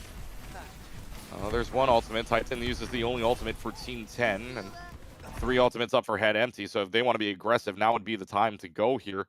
They're going to keep this on the ground so far. 3 minutes and 40 seconds left to go on the clock. Again, Head Empty really just trying to make sure that they can use these ultimates pretty efficiently. As Speedtorn does now use it, but ball still stays on the red side of the field. Team 10's doing a good job of defending this so far. Wonder if any like Lucioball players are skilled enough to like ult track. Considering like you get like points if you like hit the ball. I wonder if anyone has been able to do that. I highly doubt it. Like having to track ultimates, like who's hitting the ball, how many times, etc. I don't think anyone's been able to do that, even though we played Lucioball for like 6 years. Yeah, that would be more impressive to track Lucioball ults than than regular Overwatch, right? Because like you can figure out when they probably have their ults, but in like Lucioball, you never know, right? Yeah, I mean there's so much chaos too. Oh, what? I'm not sure what happened there, to be honest. Whoa, they just got digged over the player on the line. Yeah, so the ball comes over here. And now goes on their side. It's a great pass. It's a great pass and a great block there. Knight tried to block it out, but it would not go their way. So it's now 1-0 in favor of Head Empty here. So this is what you like to see if you're a Head Empty fan, because I mean they're back into it now, 1-0, and that was the scoreline for the last game too. Sound barrier out for Evil Ralph, maybe trying to do something here, but comes back to the blue side of the field. And right now, Head Empty can play a little more defensively. Yeah, they seem to be on the back foot for the most of last game. So they've had some good defensive practice so far in this series. It was a good goal. I quite liked that. It was a good pass. It was a really, really cheeky finish. I couldn't really even catch what happened originally, but pretty nice. I kind of enjoyed it. It felt like a good block overall. There, that one almost gets in, but a good save from the red side of Head Empty. Again, it's and another goal here. Speedtorn, that's a second goal. It's 2-0. And this one comes off the right wall here. You'll see this in a second. Gets booped, and what a pass off the wall again. And that's 4 hits in a row for Speedtorn. That was kind of sick. I like that. That was kind of sick. Speedtorn nutty with it. That was... I don't think I've ever seen that, Lucy. Well, it was 4 consecutive touches, each very precise as well. And you saw that in the kickoff, right? Both teams didn't want to touch the ball first, right? Because you're kind of conceding possession. Interesting. Yeah, it was more they were staring at each other, but yeah, like you were saying, Speedtorn kind of sick with it. No, like 4 touches off the wall. That's a good Lucioball. Oh, that was a good save too. Holy, I don't know if you call that right. That was a couple of touches in a row, I think, from Titan, and a really good save on the line. Yeah, this ball just does not want to go in for Team 10. They're being denied at all costs again. Top right corner, it is denied access, and Head Empty playing completely differently. From when they had their first game against Team 10 here, just absolutely denying everything. What a great couple of saves, and Speedtorn going nuts on it. And again, oh no! Oh, that was nice too, though. Barely out of range. You know what's been really interesting about these 2 games we've had so far in this series? They're completely different, right? You know, our first match, Team 10 was kind of in control, Head Empty, hadn't really like done anything of note. And now you've seen like 2 very strong highlight plays from Head Empty and a couple of really cool saves. Speedtorn trying all kinds of things here. There was again 3 touches, but gets denied the 4th one. And Speedtorn just having so much fun right now. There's the sound barrier almost just off the top of the crossbar for Droid, I believe that was the closest person there. But again, yeah, like you said, I think it's a completely different game. Head Empty is just keeping them there. Team 10 is so much pressure. I mean, look how many people were in that one corner, right? 3 people back, not even 1 person forward here, just trying to play the ball if it gets there. Now you got a sound barrier coming out from Evil Ralph to keep them in. 30 seconds left to goal. A goal not needed now. There you go. Speedtorn gets the hat trick. Oh boy, is this another one on the ceiling? I believe it is. Side from the wall in the corner. And no, it's just a curve in. Yeah, it's just a mistake. Like, 2 players just kind of get the ball caught in between them. No one really commits on Team 10. I mean, I would say at 2-0, 30 seconds left that this game 2 was over anyways. But Speed Torrent does really well to get in between the two players and get a nice little goal there, and that should be game 2. And what I would say so far is Head Empty seem to be like the more kind of like big play team. They try to make these big plays and try to score goals. Maybe just nothing came off in game 1, and that's why Team 10 were in such a controlling state in that sort of scenario.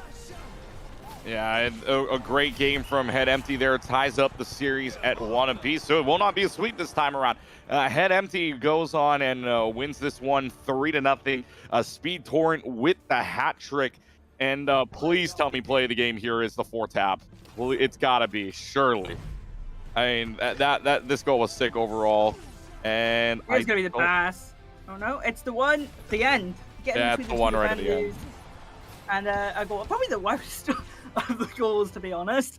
Yeah, I think like play the game very well. It wasn't special, right? I mean, Speed Torrent had that 4-tap goal, which is absolutely insane. And Speed Torrent on the hat trick ties up the series at 1 apiece. And like you were saying, right, a completely different game. Head Empty felt a lot more aggressive there, playing for a big play. And Speed Torrent, you can obviously tell, is their forward, is their absolute forward. I've enjoyed this so far. You know, I kind of came into, like, I haven't played Lucioball since, like, 2018, right? I was kind of like, well, maybe 2019, I think, was when we got, like, the new maps, right? Mm-hmm. That was fun, right?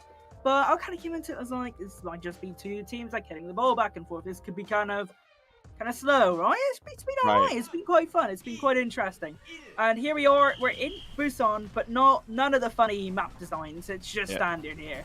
Yeah, no funny map design. We changed it from Estadio into the Busan Arena as 1-1 the score line right now here for the winners final. 6 minutes on the clock. I gotta wonder and before a couple, I guess when this happened with the Lucioball stuff, they had Copa Lucioball with the ranks and all that. I really would love to know what rank these guys are. Lucioball, but a very quick score by Titan. Team 10 want to start this off on the right foot, 27 seconds in. Oh my goodness. Yeah, cool goal. Good start. We kind of saw a scenario in game 1 where Team 10 took the lead and they just kind of controlled from there. We'll see if they can do it again. 5 minutes, yeah, a quick 27-second goal there from Titan. Putting Head Empty on the run already, and this could be another opportunity.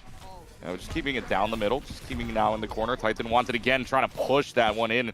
And now a difference between games here. Team 10's keeping this ball on the red side of the field this time around. They do not want this to leave. That's here, Titan. Trying to make it 2. It's getting a little bit messy right now. And you know, when Lucioball gets messy, the game kind of slows down a bit. We're here at Busan. I want to go to Busan, right? So, have you been to Busan, Clutchkey? What's your opinions on the city of Busan? You know what? Busan, lovely city. And you can see some of the remnants of some of these maps as well. You can see Sanctuary on the outside, but with those gates. But Busan, lovely city, and a great in South Korea. Of course, some great esports events in Busan as well. So can't ignore that. It's a beautiful city, but 1-0 here. And I've been told that these players come from top 500 Lucioball servers. So this is top tier Lucioball right now. And you got a ultimate coming out from Speed Torrent. Speed Torrent, of course, the hat trick from last game, and ties up the game this time around. 45, or rather a minute 45 in now. And Speed Torrent going on a tear. Keeps one in play and gets it underneath. Oh no, gets it underneath Knight. And so, yeah, 1-1 the scoreline now. Speed Torrent scored every single goal for Head Empty, playing really, really well. And they did that goal kind of on their own as well, right? They were kind of just ulting forward on their own, and they had 3 players to deal with. That was not an easy goal. Speed Torrent have one hell of a series so far. So, I mean, yeah, this is going to be, if you want the definition of close, this is probably going to be it here, because 1-1 in a 1-1 scoreline game right now. This is the closest it's probably, this is the closest it'll be right now with about 3:47 left to go, but still plenty of game left. Now again, Team 10 want to keep this ball on their side of the field, but last time this happened, Speed Torrent went on a run. And now red side, ball's back on red side, back to blue, and this just goes back and forth with the 2 Lucios up in the air, really. And chance. Oh, super close. No, another sound barrier. Yeah, this ball just bouncing around like it's a bouncy ball. It's not even just a soccer ball anymore. At this point, it's just a bouncy ball that's just going ceiling ground. These players are just keeping up with the crazy here that's going on halfway through the game. You know, this is like a top 500 Lucioball server. What happens if you like lose SR? Do you just like leave? You get kicked? That's a good question. Do you leave, like, if you fall, like, say you fall out of the top 500, like, you get kicked out of the Discord server? You're just not cool enough, right? You just gotta go. Yeah. It's like it's like if you ever like played like because the Gen 6 Pokemon games, like, or yeah, you have to like have style points to enter like certain shops. Right. You weren't stylish enough, they like kicked you out. That's kind of what I'm thinking here. And you got to imagine, right, the admins are looking at the number all the time, making sure it stays at 500, right? Yeah. If it goes to 501, wait, who's the imposter? It's a huge game of Among Us. 2:25 left to go on the clock. Speed Torrent trying to, Speed Torrent and Head Empty trying to make a play here. Speed Torrent's got this against the wall. Oh no! And what a chance! What a chance at it. Speed Torrent had it all the way up to the 2-man block. Oh my goodness. Oh my god, that's such a save on the line as well. Speed Torrent is so close to the goal there. That's really fast reaction. I didn't quite see who that was on Team 10, but it was a great save. Yeah, oh my gosh, it was. This is such an intense match between these two teams right now. Speed Torrent going at it, Titan staying on that side of the field. Soundberry being used by Titan here to try to maybe push this and keep this in the red side. Speed Torrent trying to make a play here up on top of the wall again. He gets it denied by Knight. And again, it's just Speed Torrent versus the world right now here, trying to play a 1v3 situation. You know it's dangerous when the entire Team 10 plays just for Speed Torrent. Yeah, Speed Torrent's having a really, really good series. 62% sound barrier as well. Of course, got a goal. 2 siren barriers to go, had a chance there as well. So keep your eye on this player, especially about 20 seconds or so time, because they'll have that ultimate once more. Speed Torrent with a really good knock there, trying to deny that sound barrier from really doing anything. Down to the final 60 on the clock here with these teams tied at 1 apiece. I mean, the way this game is going right now, it looks like we're gonna play golden goal and start your timers, because this one could last a while if we get there. It's just the magic of Busan. Busan, of course. Oh, hang on, chance. And there it is. Yes, Speed Torrent able to score, breaks the tie. It's 2-1 now on this scoreline. We'll see what happened here as Speed Torrent goes 1, 2, 3. It's just Speed Torrent with the ultimate. People. Not to say I called it, but I called it. Next ultimate. Keep your eyes on Speed Torrent. Goal. Yep. Yep. And there's a reason why you are the great color. And I'm just a play-by-play here. Sound barrier comes out, and for Team 10, have to get a goal here in the final 30 seconds. Otherwise, it is Head Empty on match point. He gets it all the way there. Now you can see Team 10 in a little bit of a desperate situation, needing to play forward and trying to get everybody and anybody that they can forward to get this ball onto the red half of the field. It goes over everybody with 15 seconds left. It's going to have to be a lot. Even Ralph had a chance there as well. Head Empty, again, playing really well defensively. Being pretty rock solid at the back so far. 3 seconds left to go. I don't think this ball is touching for the red side anyways. 1 second left, and that'll do it. And Head Empty, match point. Thank you to Speed Torrent there for 2 goals. And an overall 5 goals in a matter of 3 games for Speed Torrent here, including the hat trick from game number 2. And now Head Empty, match point to send them to the grand finals. I mean, this is Speed Torrent's world right now, and we're just living in it. Being the highlight player so far, been really strong.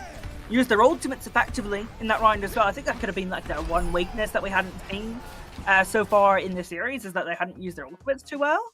And they got 2 goals with ultimates in that round, so kind of making sure they tick all the boxes. Why don't we go back to Busan? I'll tell you why. Just because I've been looking around the map, I've been interested. There's a well-designed map. You can see downtown too. I saw a train at one point, and then I was looking around. You can see like the high ground, like a Widowmaker would like normally sit on as well. That's kind of sick. I gotta vibe with that. We're not going back to Busan. We're going back to Australia. Listen, this is Brazil. Sorry. Yes, we go back to Estadio del Os here for this game, 2-1 on the scoreline here. I guess Team 10. I guess teams get map picks, and if you're Team 10, you want to go back to the arena where you won first. Unfortunately, Head Empties won the last 2 here, thanks to Speed Torrent's 5 goals, and really the only 5 goals here for Head Empty in this series. But that's all they needed to go up 2-1 here with 30 seconds gone here in this scoreline. Looking like Head Empty wants to just end it here. They don't want to risk a game 5. Yeah, I did want to go to Busan to talk about Busan's heritage in Overwatch. Of course, they like sponsored contenders teams. Like the Busan government has sponsored like contenders teams in GC Busan. They of course have like won majors before. They also sponsored Team Diamond for last season of Korean Contenders last year in season 2. So just a cool thing to point out while we had that map there. And now we're back in Brazil, and it's a nice little goal for Team 10, getting the lead where they had it in Series 1. Evil Ralph, what did you just do to this team? What did you just do? Denies one, gets it off the ceiling and knocks it in. Oh my god. He jukes too. Oh my. Wow, that's Lucioball. We're in Brazil, and I was talking about, you know, how Busan was a region, or just a city in general, that supported Overwatch a lot. What about the South American Overwatch scene? Wish it got more support. That would be cool. Yeah, I'm in talking on the note of contenders. You'd really love to see, like, right, the championships come back, and like Korea had their contenders championships for ace sides, I believe, and I mean they were in the whole stadium. I'd love to see it back, you know, in the arenas, right, when they had worlds as well, and just to see the gauntlet. Yeah, the gauntlet. Yeah, I would love to see that back sooner or later. I mean, hopefully soon enough it'll be back. But 4-10, and look at this aggression from Team 10. They want Game 5 super badly. Evil Rao put them ahead here. Speed Torrent, watch out. It's cleared though. Oh, wait a minute. Oh, that's how you know. 2 on the fence. 2 had to defend that there. Oh my goodness, Speed Torrent. Team 10 knows their win condition. Keep Speed Torrent out. Chance, good save. Gotta get that ball away, and Team 10 successfully destroyed the game like they did in game 1, right? You know, they had the ball for long spells. It's very similar pattern here. Yeah, and some of these saves right now looking really good. Solsack using a sound barrier here, seeing if it gets anything. It does get the ball back into the blue side, but into the face of Knight to try to save a lot of these, and save percentage here, Knight's going to be pretty good. Still 100% in goal so far for this game. Speed Torrent could change all that in a little while here with 3:10 on the clock. What a save! That was a great save. It was really good pass across the box too. Good chance there. The Team 10, they've seemingly dominated this game before. They seem a lot more comfortable here in Brazil. Not sure why. Pretty much the same map, but it's their home, I guess. Well, maybe it's because you've got the beach aesthetic, right? You see Paraíso in the background, right? I mean, it's surely it might be more the pleasing aesthetic, but there was close to a goal. There was a chance there for Head Empty to tie this game up, but 2.5 minutes in, Evil Ralph scores 2. Wonder what possessed Evil Ralph to be evil, right? You know, you have to wonder how they became Evil Ralph from Ralph, right? Well, I mean, something to think about here, but something definitely possessed Evil Ralph, but it's good for Team 10 in that case, because, I mean, he scored the last 2 for him, and they're up 2-0 here, so Head Empty's really got to make something happen to come back. I mean, the last score lines, right, have been 3, and then 3-0. Previously was 1-0, and then 2-1, so got to make something happen in these low-scoring games. Haven't seen a mercy rule of the +5 yet, so 2-0 here, 2:15. Head Empties, and now you can see again Team 10's aggression here. They want to make it, and they know that they have to win this to force match points. Speed Torrent again trying for it, nothing happening. Quite a cool game around Evil Ralph to play as well. I think based on their playstyle, what we should do in these past 2 games is like come up with what sort of villain it would be. Like what would they be like? What would their evil style be? Would they be like calm and calculated? We'll find out throughout the rest of this series. Yeah, so again, I guess you're people to watch out for in this case. I mean, Speed Torrent, Evil Ralph, both of those guys scoring over the 1 goal that they've had so far. Speed Torrent with 5, but needing 2 here for Head Empty to force golden goal. And that's saved, but it gets blocked and he scores. Speed Torrent with another block goal here. And I believe this does get saved. I mean, it does get saved, but I think it goes off the post and in. Oh, unlucky. That's what happened. Oh, that's unlucky. Is that another goal for Speed Torrent, technically? By all accounts? By all accounts, that is another Speed Torrent goal. So Speed Torrent's got 6 for the day. Is that still all of Head Empty's goals coming from Speed Torrent? I think it is, right? That is every There's single the ultimate goal from the Superstar. Yeah, 6 goals for Speed Torrent. Needs a 7th to tie up the game here with 1:15 on the clock. It's not impossible. We've seen Speed Torrent come in clutch to score the game winner last game. Needs to score the game tire, if you will, with a minute left to go. Oh my God, but Evil Ralph, or no, this is Knight that's actually wanting to push this one up. Down to a minute. Man. Look at Evil Ralph. Oh my gosh, trying to keep this alive. Insane match so far. So Team 10 trying to hold on here, trying to hold on for dear life, making sure Speed Torrent can't get anything. Titan's trying to do the same, trying to keep the pressure on. With 30 seconds left, Head Empty's got to try something else here because it is not working for them. Right, and needs to try and win this midfield battle. You don't want to concede possession to Head Empty right now, especially in your own half. Speed Torrent has the ball. The Team 10 get it away for now. Yeah, net empty there for a little while, but they get it back. 10 seconds left. If you gotta go now. You have Droid's ultimate. Maybe Solsack can get an ultimate here in the last 5. Probably won't happen here. Droid's gotta make something happen. 2 seconds left, and we are going to game number 5, ladies and gentlemen. 2-1. Evil Ralph 2. Speed Torrent gets 1, but it is not enough. And we go to game number 5. It's as close as you're gonna get it here. Game 5, clutch key. Both of these teams looking for their spot in the grand finals of the Will English IVitational for Lucioball. We'll see who's able to do it in the next map. But let's set some stakes here. Speed Torrent has been absolutely amazing in this series. They're the player to watch out for. And if Head Empty, are gonna win this series and get 2 grand finals, it's gonna be on the back of Speed Torrent. Yeah, Speed Torrent has 6 goals so far in these 4 games that we've seen so far. We'll need it a little bit more there to win the series 3-1. Unfortunately, though, Evil Ralph decided to turn more evil, if you will, to get the goals that they needed 2-1 now. So I guess you could say for Team 10, it's a little bit more of a team effort there, right? Titan and Evil Ralph getting the goals that they really needed. But for Head Empty, it's really been all Speed Torrent. You have a lot of the saves coming out from the rest of the team, mainly Solsack and Droid. But for Speed Torrent, really the power forward here for Head Empty, scoring all of their goals thus far. Like I said, 6 goals in 4 games.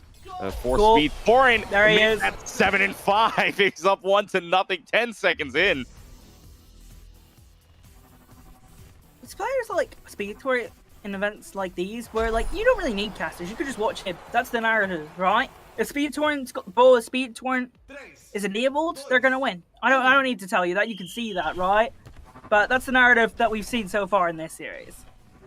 Yeah, it's the Speed Torrent show right now. 7 goals in 5 game series here, and Head Empty up 1-0, and that was in only 10 seconds in, mind you. So now Team 10, if they want a chance back at this, they're gonna have to play like they did back in game number 4, this last game that we saw. And so 5 minutes and 25 seconds on the clock here, and it's again right now Team 10 back. I shouldn't say against the wall just yet. Still plenty of time, but Speed Torrent scores the 8th goal of the series, and it's 2-0. Good start, and again, everything Head Empty do blows through Speed Torrent. Oh wow, it is getting ready to on absolute fire right now, and it's gonna put them in place in the grand finals unless Team 10 can do something about it. I mean, I think the approach for Team 10 is you've got to shut this player down, or you've got to try and just get some possession of the ball for yourselves, right? Just try and slow the game down, keep the ball for a little bit, make sure you don't concede a third to Speed Torrent, and then think about getting back into this game. Yeah, as of right now, this is all Speed Torrent's game here so far. I mean, 8 goals in 5 games, averaging over a goal per game now, and it's looking pretty good if you're the side of Head Empty to head onto the grand finals and just await another game from either Team 10 or their next opponent. Great save there, and get you an update soon enough on who wins between the Gatekeepers and McDonald's Happy in their match to see who the losing team here will play. But minute 30 in, 4:30 remaining on the clock. Speed Torrent, oh my god, this ball got so close, but again, to the corner. I think this is Evil Ralph trying to do something about it, but to of no avail. That's a really, really good pass back to the keeper. Chance here, some momentum here for Team 10, but it's going to ultimately lead to nothing. So 2 ultimates online for Head Empty, 1 online for Team 10 so far. With 4 minutes left, Head Empty feel like they don't need to use it. They could probably just use this defensively if this gets any closer, but 2 minutes left, 2 minutes in, I should say, with 4 minutes left to go. Head Empty sitting pretty comfortably, if you will. And right now, Team 10 just on the back of their heels right now. And Team 10 needs to get goals here, but they need to be careful as well, because if they push too far forward, their opponents have 2 ultimates online, Speed Torrent included, so the danger player, the story player, if you're Head Empty, has that ultimate as well, and they've activated it. It's go time for them. Speed Torrent had that goal, or had the sound mirror being used, but it's almost got to go, but it gets cleared out to the other side. Solsack from the ceiling doesn't get it, gets saved, and gets blocked, but the pressure is still on. Team 10 it's amazing right now. Team 10 trying to make all these saves, but Head Empty more impressively making all these plays right now to keep the pressure on, to keep this on the blue side. But 3 minutes left to go. If Team 10 want a shot, they got to go now. Speed Torrent has the ball, loses it. Whoever took the ball off of Speed Torrent there, I think it was Tony who just activated the ultimate. Brilliant. You could say it was pretty clutch play because Speed Torrent was setting something up there. That should keep Team 10 in the game for now. Keeps them in. I would say 3 goals puts them out of reach here. 2 goals is trying to hang on for Team 10 right now. The way this game has been going so far for this Head Empty team, really. Speed Torrent again, their highlight of the game, 8 goals, 5 games here. So an impressive average thus far. 2:27 remaining on the clock here, just over halfway in this match. And again, just bouncing around here. Team 10 really just cannot get. They've had barely any entry into this red zone. Solsack's been pretty okay here. Speed Torrent's got the hat trick in 2 minutes and 14 seconds left to go. Head Empty just trying to make it there, and Speed Torrent going on a tear. 1 more goal to make a 2-goal average per game. I don't think Speed Torrent knew too much about that until he landed on the floor. Suddenly, the ball is right in front of them. Gets their hat trick for this game. I think that's not. Is that 9 now? That's 9. 9 in 5 games. Would need 1 more to make it 10 per 5 games, and would make it a 2-goal per game average, which would be absolutely insane. You know what's still crazy? Head Empty only have 9 goals this series. All of them have come from Speed Torrent. Yeah, that's right. Not a single goal coming from either Solsack or Droid. It has been all Speed Torrent thus far, and they're going to try it again. More sound arrows coming out. Solsack using it. Knight, Titan, and Evil Ralph trying it again. There is the first goal, ladies and gentlemen. That is not Speed Torrent in this game. Head Empty gets Solsack to score a little more for this time around, knowing that they can play a little more having fun here. Solsack able to score, and it's 4-0 in this game. I would say signed, sealed, and delivered for Head Empty. Yeah, you definitely imagine so. I mean, you have 2 ultimates for Team 10. Maybe you can see that as a goal, and that is game. It's 5-0. Jeopardy loss. 5 goals. Yikes. Yes, that's an absolute terror there for the Head Empty. But in the overall stats, 9 goals in the 5-game series for Head Empty. Speed Torrent able to get 9. Well, it was right away, actually. 1:42 left. It was just right at the end here if you're looking at the play of the game. This one's from Droid. just putting it into the corner and scoring it on us. Oh no, that was I think that was interesting there, an interesting pass. But overall, a game win there, 3-2 series win for Head Empty. Final stats: if you are Head Empty, if you're Speed Torrent, if you're a fan of Speed Torrent, you're liking what you see. 9 goals in 5 games for Speed Torrent. Droid and Soulsack scoring their first in the final coming seconds there of game number 5. But overall, Speed Torrent leading the team of Head Empty into the grand finals. We will see them there. Team 10 does move down to the lower brackets, but hey, nothing bad there. I think this is going to be an interesting thing. If we see Team 10 and Head Empty again, I'm anticipating a really good matchup in the best of 5. I mean, 5 maps. That's how many goals they scored in the last game. If you're Head Empty, just a nice little figure there at the end. I mean, whoever plays Head Empty in the grand finals is going to have to deal with Speed Torrent. Try and nullify as much as their value as you can, because right now, just because they're already in the grand finals and with that performance, you might have to say they're probably in the best player in the tournament so far. You might have to say that. Yeah, absolutely. Speed Torrent putting on a show and leads Head Empty into the grand finals. Team 10 moves down. We'll see them in a little while in the losers finals when we come back. We'll take a short break. Ocean and I will be back here in a couple of minutes to bring you the losers finals. It's the Will English IVitational special with Lucioball. We'll be right back.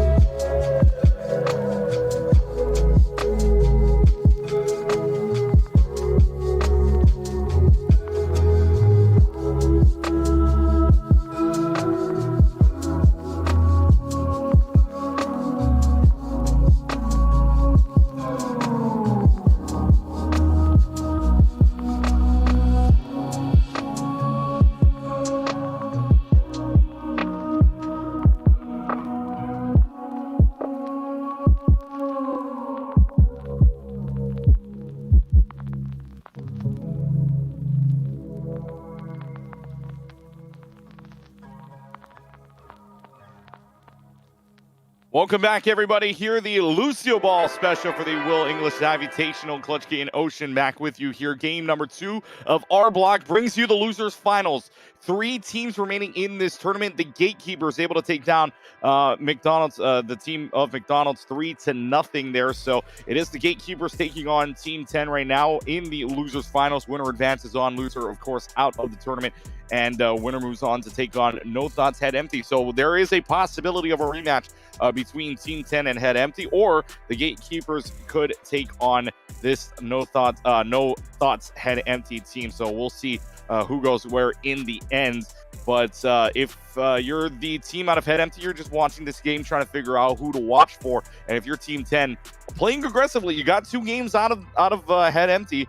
But just not able to finish that out in the end. For the Gatekeepers, though, you're making a great run. In fact, the Gatekeepers are having a very impressive run. Since their loss to McDonald's Happy, they got revenge on them. They played them in their very first game back in round number 2 of the upper bracket. Then they beat Kieran 3-0. They beat Pushing P 3-0. They beat Grass Touchers 3-0. And they beat McDonald's 3-0. It's a 12-0 sweep since they've landed up in the losers bracket. I mean, how insane is this run so far? It's pretty good. I am just curious on who's coming up with these team names. What on earth? Genuinely. Push B, Grass Touchers, and McDonald's. Yeah, brilliant. Really, really creative, guys.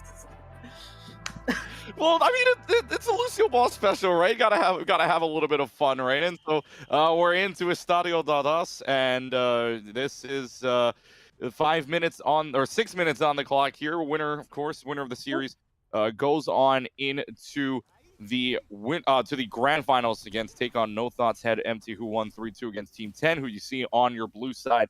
Red side is the Gatekeepers, and a chance right there, super early on down the middle, but to no avail there for the Gatekeepers. And right now for Team 10, I guess the player you're looking out for really could be anybody. I mean, Evo Ralph and Titan, both, you saw that in the last games, both were able to score goals. Evo Ralph scoring 2 big ones in game number 4 to give them force game 5 out of Head Empty. And this time around, it's Knight that scores the first goal for this team of Team 10 as they go up 1-0. Yeah, nice goal. Really nice. You actually notice they pass it back to their own team. Nice little long ball. Good goal. Really, really good goal from Team 10. We've seen some really good passing plays from them in the last series.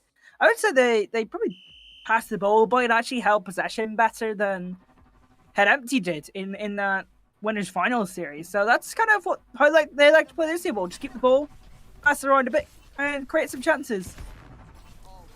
Doing well. I mean, doing well so far for Team 10, playing like they did back in the grand finals, the winners finals, back in the first few games where they didn't allow Speed Torn to get really much of anything. Now the sound barrier out from Titan, forcing them out and really keeping them on this side, but Hulk Smash keeping it here on the blue side to score it right afterwards, and we're tied up at 1 apiece.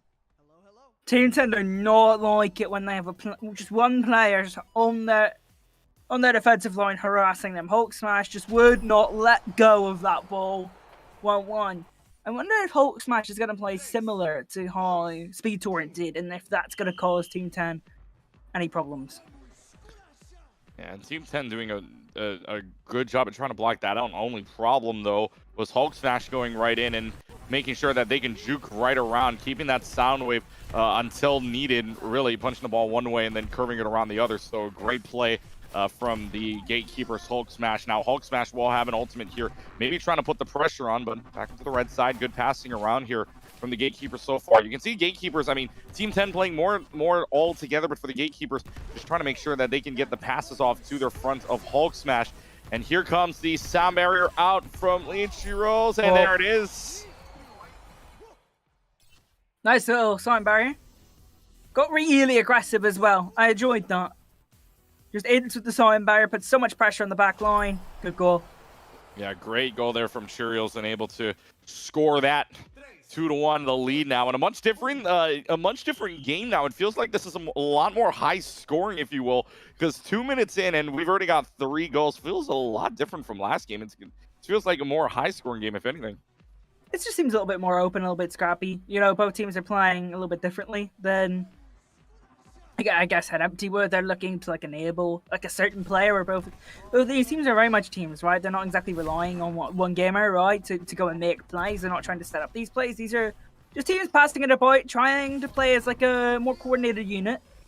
And it's been a little bit of a scrappy start, both teams making a couple of errors, and that's just kind of why this game has been a little bit more open, a little bit scrappy. Yeah, it's been a lot scrappy. You can see how much these guys are fighting off each other right now, just trying to feign each other's differences. But 3:20 on the clock here. It's Team 10 needing to make up 1 goal, needing to make up 2 goals as Hulk Smash throws it down. And it's 2 goals for Hulk Smash in this game with about 3 minutes 15 remaining. Well, we were on board with Titan there, right? And Titan seemingly left that ball for the player, the goalkeeper, essentially. And I'm not sure why. It must have been a call, right, to leave it for the goalkeeper. They put themselves under so much pressure there. And Hulk Smash manages to get in between the goalkeeper and the defender and put a lot of pressure on the goalkeeper. And at that point, it's almost certainly a goal.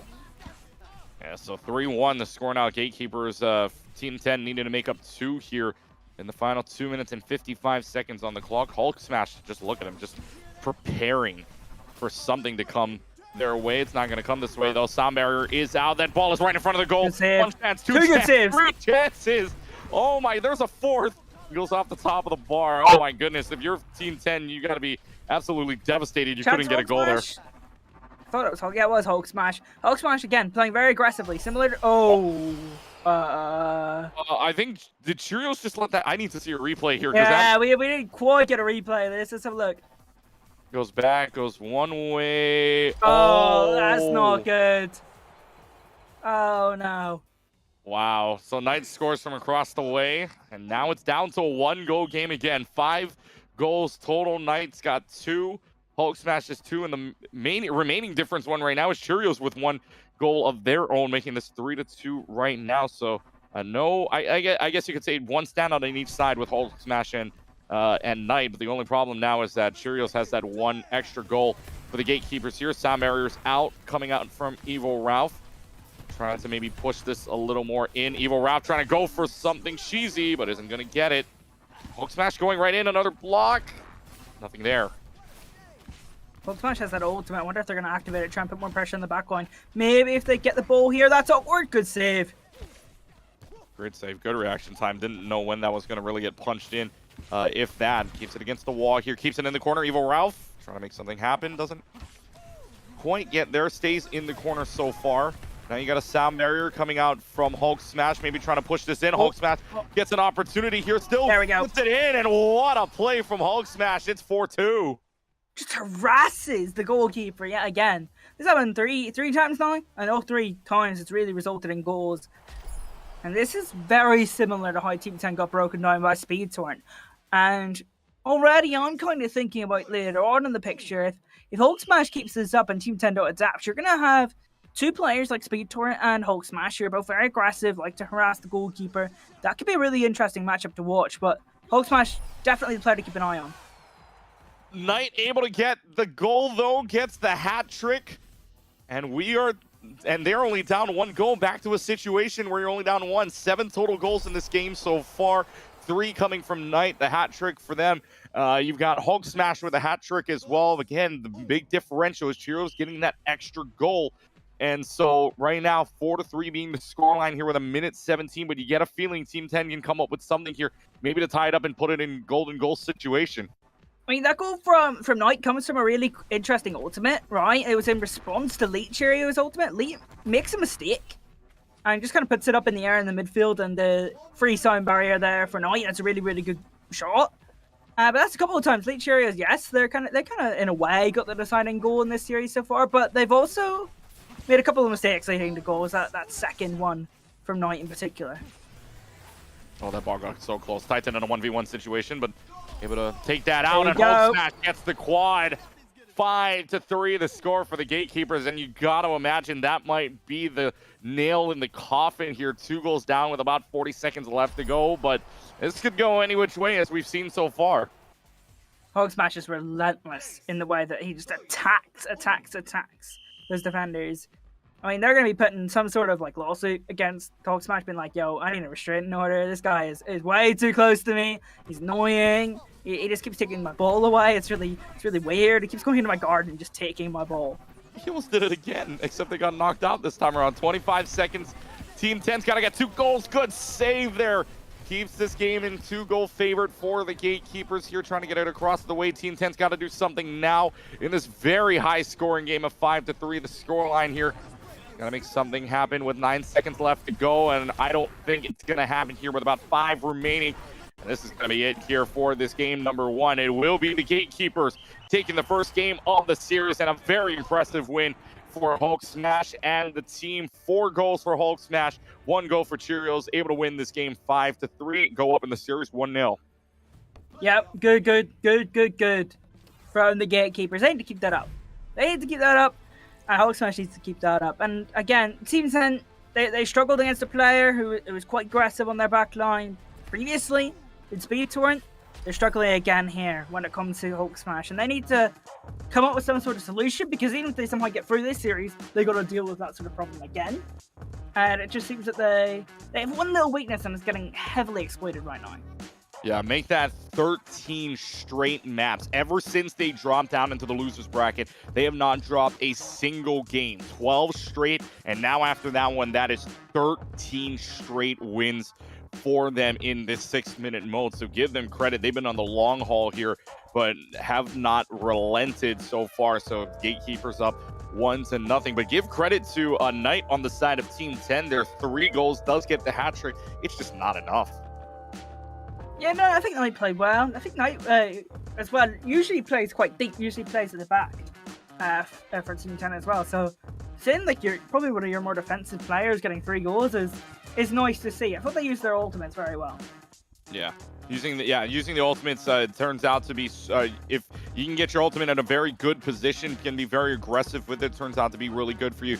Going into game number 2 here in a little while, Gatekeepers, if you're Hulk Smash, just keep doing what you're doing. If you're Team 10, you gotta lock out Hulk Smash. But Team 10 was able to do that against Speed Torrent. You saw that in a couple of games where Speed Torrent just didn't really get anything going, and that was especially true. You can't really say game 2 or game 4 or 5 for the side of No Thoughts Head Empty. But for Team 10, when they had their jets switched on, you knew that Speed Torrent wasn't going to get anything. That's what needs to happen here coming up. They need to lock out Hulk Smash. In both of these games, Hulk Smash and Speed Torrent are kind of playing in between, like your middle player is playing around the midfield and also defensively, and then kind of your goalkeeper type thing.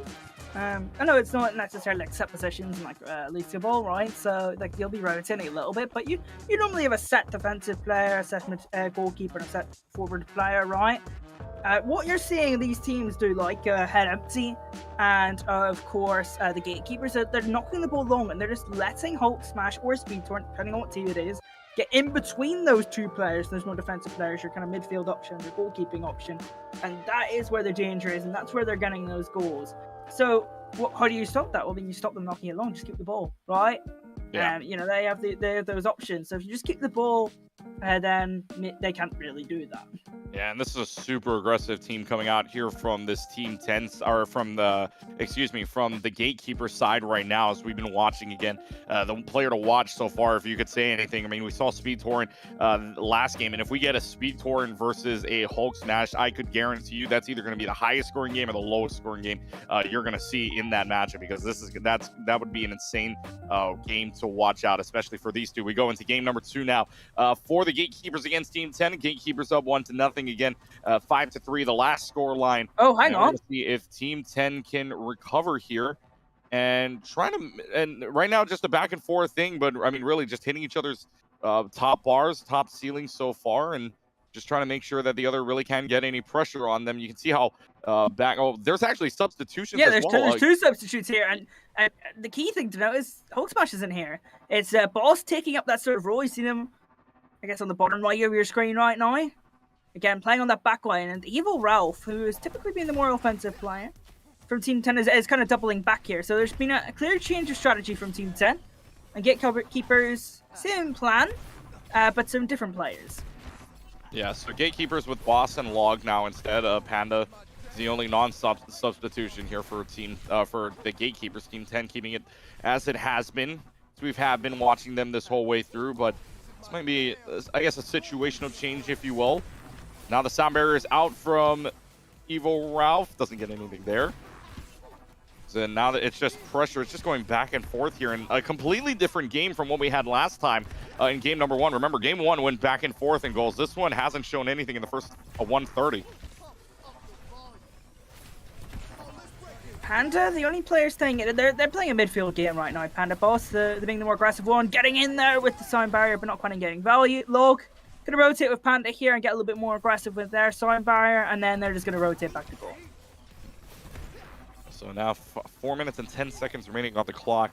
Here, really nobody getting really pushing up forward. We've only had a couple of saves here and there, but mainly it's been staying on the walls or mainly been staying in corners so far. Really no shots on goal thus far in this game. Now about 4 minutes here. Boston going to try something, trying to get it all around, but Titan right there to deny them and use the ultimate at the same time. Knight using the ultimate as well, trying to push this in. Not going to get it. 3:53 now. And again, it's still, wow, good save there, but still Team 10 trying to play this safe and cautiously because you don't want to let up anything here, trying to tie up the series. I'm trying to think about why the Gatekeepers have made these like substitutions after such like a clean victory on Series 1. I'm thinking, you know, Log is playing the more defensive option, what Cheerios was doing, and Cheerios did make a couple of mistakes, so that might be your idea. And Panda stayed in the midfield area to provide some sort of consistency, I guess, and Boss is just playing the Hulk smash role, and we'll see if they can do it to the same proficiency. Was that an own goal from Panda? It might be, but Titan does get the credit for it, and I'm not too sure what happens here. Well, let's find out. Titan's he just gets in behind Panda. Yes, Titan. There you go. In there. Oh, yeah, you couldn't actually see Titan on Panda's POV, which is what we were watching. And yeah, it's because Titan was just behind Panda. Of course, you can't really see behind you, really. Yeah, there's no third-person Fortnite view, if you will. It's only first-person view, so we couldn't really see Titan behind, but Titan able to play assassin and get the score 1-0 in favor of Team 10. So this time, Team 10's got the lead to start. We'll see if the Gatekeepers can make that back up with half the game gone. Here in game number 2, again, winner 3 out of 5 in the series moves on to the winners finals to take on Head Empty, or No Thoughts Head Empty, excuse me, would be the full name of it. There's the sound barrier out from Boston trying to make something happen. 2 great saves there from the side of Team 10, trying to make it a third. It will not happen. Boss scores and Boss ties it up. Yeah, Boss doing what Hulk Smash and Speed Torrent did before him. Aggressive sound barrier, harassing the back line. 1-1. 1-1 the score line now is we get a little bit of the action here for the Gatekeeper side, tying up the series. Hasn't really been tied up in game number 1. That was really more Gatekeepers pulling away from it as far out as they can. This time, Team 10 trying to keep it close. Gatekeepers trying to do the same, trying to answer and respond. With 2 minutes and 10 seconds on the clock, just trying to clear out what they can right now. No balls really on the ceiling thus far, but now ceiling ball happens, and really not. I mean, at this point, it's Lucioball on the ceiling. I mean, we could play floors lava and it'd still be the same thing at this point. With 2 minutes left to go on the clock, Log trying to push that in, not going to find anything. Now on the wall side, I mean, this is a lot of pressure coming out from Gatekeepers, though. They're trying to force out Team 10 and trying to make them uncomfortable.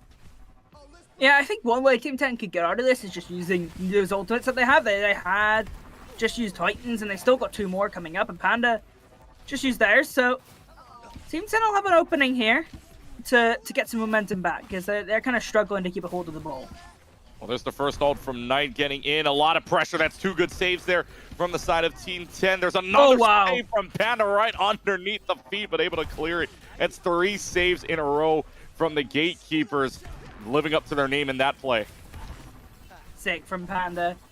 I'm quite a big fan of Pandas, actually, and I'm also a big fan of this Panda as well, so seems to be a trend. Pandas are very nice. I've always been a fan of the Chengdu Hunters logo, just for the panda. yeah. Also, John, I'm a big fan of when it comes to pandas. You guys have a Kia in Hawaii, right? Well, yeah, we have a Kia here, yes. Cool. Because this is important. Because IKEA have a panda like bear, like a little panda like teddy bear. I've got one of them, and it's so soft. It's like the Oh, best IKEA, thing in the sorry. You world. got cut off for me. I thought you said Kia. No. IKEA, we do not have here in Hawaii. No. You don't have IKEA? No, we do not have an IKEA here. By the way, a good score from Boss there to make it 2-1 with 51 seconds as we were talking about it. We missed it, but Boss does score the go-ahead goal. It's 2-1. But no IKEA in Hawaii. Unfortunately, I do miss the Wait, meatballs. why not? I don't know. Why ever not? I just like got hard even to set up on an brought island? Is Hawaii expensive to like set up on? Yeah, it's very expensive here. I even just got told in my head from Prod, from our producer Hippie, why you don't? It's like, yeah, we don't have an IKEA here in Hawaii. That's ridiculous. That should be illegal. I do miss going to the mainland and getting the meatballs from IKEA though. Those are There really you good. go. And we have a tied game here. Evil Ralph able to tie up this game at 2 apiece. 15 seconds left. We could be headed to golden goal situation, and I am now just getting hungry. By the way, it is if you're for anybody wondering, it's 1:30 in Hawaii, and I still have not eaten lunch. But meatballs sounding good right about now. Yeah, well, I kind of want some meatballs too, and it's just like it's almost 1 a.m. here, so we got a bit of a mix going on here. Evil Ralph using the sound barrier to getting that goal. You could have a midnight snack, no, or a past midnight snack. I have some ready. I prepared extra food from dinner. Overtime has activated. Overtime happens. Golden goal activated here as we start our clock. I remember one of our producers and our admin side saying that we had a 9-minute overtime. We'll see how this one will go here. And so just trying to score that golden goal. Both teams pressured on. Gatekeepers wanting to win this one and go up 2-0 in the series. Team 10 wins this. We're tied up at 1 apiece. Here, sound barriers are being used, but that ball stays on the ceiling for the longest time with Panda using the sound barrier. Knight, the only one with a sound barrier on the side of Team 10. Boss will use their sound barrier to keep the pressure on. Just over the top of the goal. It is blocked out by Team 10 here. Knight waiting to use that sound barrier. There it is. Maybe to get some pressure on from the ceiling. Still no dice here. These teams are scrambling for a goal now. It's going to get a bit messy here. I think you're kind of looking towards Boss. I think that's what Gatekeepers are looking for. Whoever's playing in that more forward position, that's who they want to make a difference. Boss has a chance here. Here we go, Boss. Oh, it doesn't quite hit the target. Yeah, top corner, just right off that top left corner of the goal here still. Oh. Chance. No, Knight's able to save that one as well. Blocks it out. Oh, another save. Oh my god, Knight can score, Knight can save. And Knight could keep this game alive. Oh, another one. Oh my goodness, here Knight's on a tear. The save percentage is unreal right now for this Team 10. Still another block here. Another sound barrier built up by Evil Ralph. This time he'll try to lead this one in, but he gets blocked off the corner. He's still in golden goal situation. 1 minute and 40 gone here in overtime. We're still playing on here. And nobody really finding anything, and this is on the heels of Knight making so many good saves here, still blocking it out. Wow, this game is messy. Yeah, it is getting quite scrappy here in overtime. Team 10, they need to get back into this because I imagine there's going to be some changes again for Gatekeepers. Hulk Special Play come back in. Boss has the ultimate here. This could be go time. Doesn't quite get in there. Evil Ralph gets a really good touch there.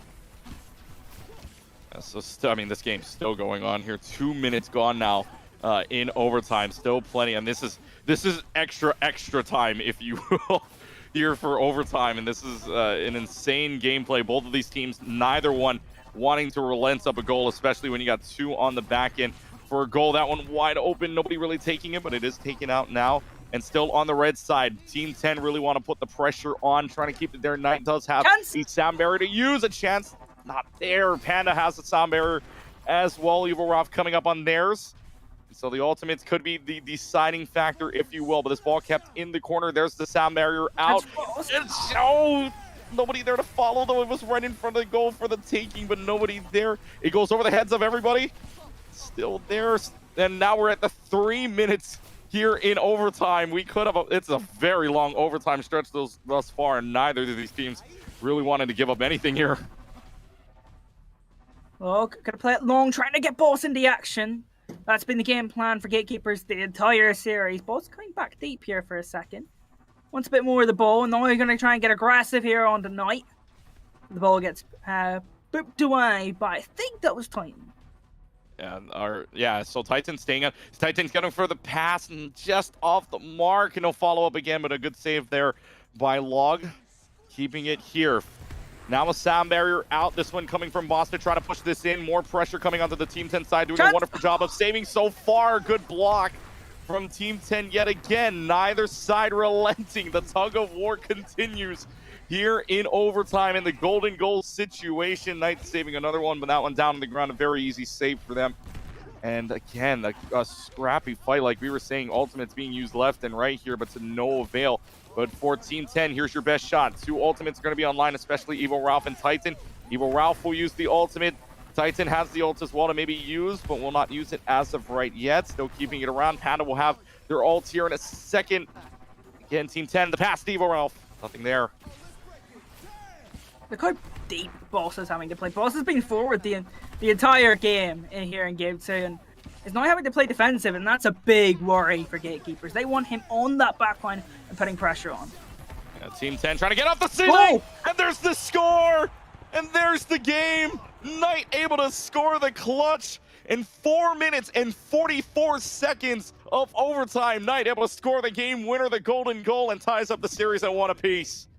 Good goal. Really good goal. And Knight's been on fire, right? I think got 3 goals in Game 1. Made about 70, 80, 100 billion saves there in Game 2. And got the game winner as well. I would love to see how many saves they had there at the end with the cards at the end of the game, because the amount of saves Knight and the rest of Team 10 had to make, especially going towards the end there, had to be a super high percentage. But 4 minutes and 44 seconds of golden goal overtime, only to land up in the hands of Team 10. And we got a series, no sweep here. And that's the first map, by the way, since they dropped 3 maps to the McDonald's team back in their first game in round number 2. The Gatekeepers won 13 straight. That's their first map they have dropped since going down into the losers bracket. But what a run overall. Team 10 able to finally break that streak of 13 straight. But now we go into game number 3, and after that, 4 minutes and 44 seconds of golden goal overtime. Super long, but for Team 10, that's got to be some momentum going forward, especially in that long of an overtime. 100%. I thought Knight played really well. I mean, they're getting most of the goals there as well for their team, and they're playing essentially as a goalkeeper for them as well. So Knight's had a good series. They can keep it up. They can stay in this, but they're going to have a test. I imagine Hulk Smash is probably going to come back in, and now you're going to have to deal with Hulk Smash, who was superb in the first game. 5 goals, I believe it was. So they're going to have to deal with that. Yeah, Hulk Smash coming in. No, Hulk Smash stays out of this game. No, Lost Log stay in the game. Panda in as well. No changes either way. We're back to Estadio das Ras here for this third game between these two teams with about 5:50 on the clock. Still teams just poking around each other, poking around right now, and just trying to maybe get an ult here. Evil Ralph so far the highest percentage with 35%. But if you're Team 10, 4 minutes and 44 seconds, again, we'll mention that time, but that overtime's so long. That's got to be some kind of momentum, especially if you're Team 10. That's devastating for the Gatekeepers, wanting to go up 2-0 in the series, and especially keep that winning streak going. Unfortunately, that's blocked out. Titan with a chance gets blocked, denied access out of that situation here. But for the Gatekeepers, though, they're looking like they're getting pressured a lot more often now. Yeah, I would like to know the kind of decision making behind keeping Hulk Smash out, because I feel like Hulk Smash played a little bit better than Boss did. Boss played fine. I think I like the idea of keeping Log, and I think Log was a little bit more steady than Cheerio. So I mean, I would have liked the idea of mixing things up. But maybe it's a synergy thing. Maybe Log and Boss like playing together, and Log is probably the more steady goalkeeper, and that's kind of the plan for Gatekeepers. Just fairy crafting right now.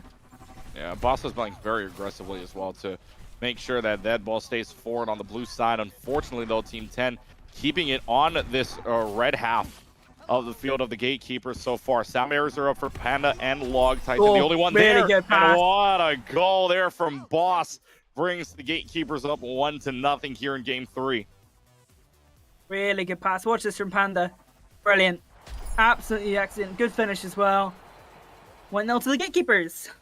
Yep, so that's a back half pass to a forward half pass and a forward half shot into the goal. And great passes there from Gatekeepers, and it's probably a good and probably I think Log let that one in. but that one in goal. there now. Titan able to push that one in using the sound barrier there. The ultimate goes in and able to push in that goal. I think Titan kept the pressure on. Yeah, what a block, and a second block as well coming out from Titan there to tie the series up at 1 apiece. And we're still 1 minute 37 in. So Log made a mistake and had to use the ultimate to recover. And then obviously doesn't want to waste the ultimate, so tries to push forward. And that means Panda has to rotate back goal. But obviously, because it seemed like quite a rushed decision, but based on the fact they made a bit of a mistake and then they had to use the ultimate, Panda hadn't rotated back in yet. And that's why Titan was able to score there. Yeah, so 2 minutes left, or 2 minutes gone here. 4 minutes remaining on the clock in a 1-1 scoreline. Boss and Titan both with a goal of their own to speak of in game number 3. So right now, just feeling around here, trying to see if they can get in. Nobody with an ultimate thus far. Boss is going to be the closest one, and that's the one you want to watch out for, because Boss has been the scorer for this team of the Gatekeepers thus far. Now you're down to the final 3.5 left to go. Boss is just harassing this backline right now, but Knight able to clear that out very nicely. Log, gonna clear it. Put it on the Boss. Boss might use the ultimate here. It's go time. Oh, it gets cancelled out by Ralph, though. Really good ultimate from Ralph in particular. A great ultimate, but of no avail here. And, oh, that one almost just rolls right in, but a good save from Team 10 there. Again, this just going back and forth. The Knights, I got to know, at the end of this day, I mean, I wish we could see what the save number is. To total that up, because Knight's got to have at least 100 from the 2 games that we've watched so far. I mean, the number of saves Knight has is insane right now. There, Knight being so good so far this series. Good save though. Knight getting forward, and we'll rotate back net now, back to their usual position that they dwell in. I wanted to say dwelling, but because it's a cool word, and I couldn't really think about the best way to do it, so that's what I came up with, I guess. Oh, 30 seconds left. They're trying to dwell around in that area. 220 remaining.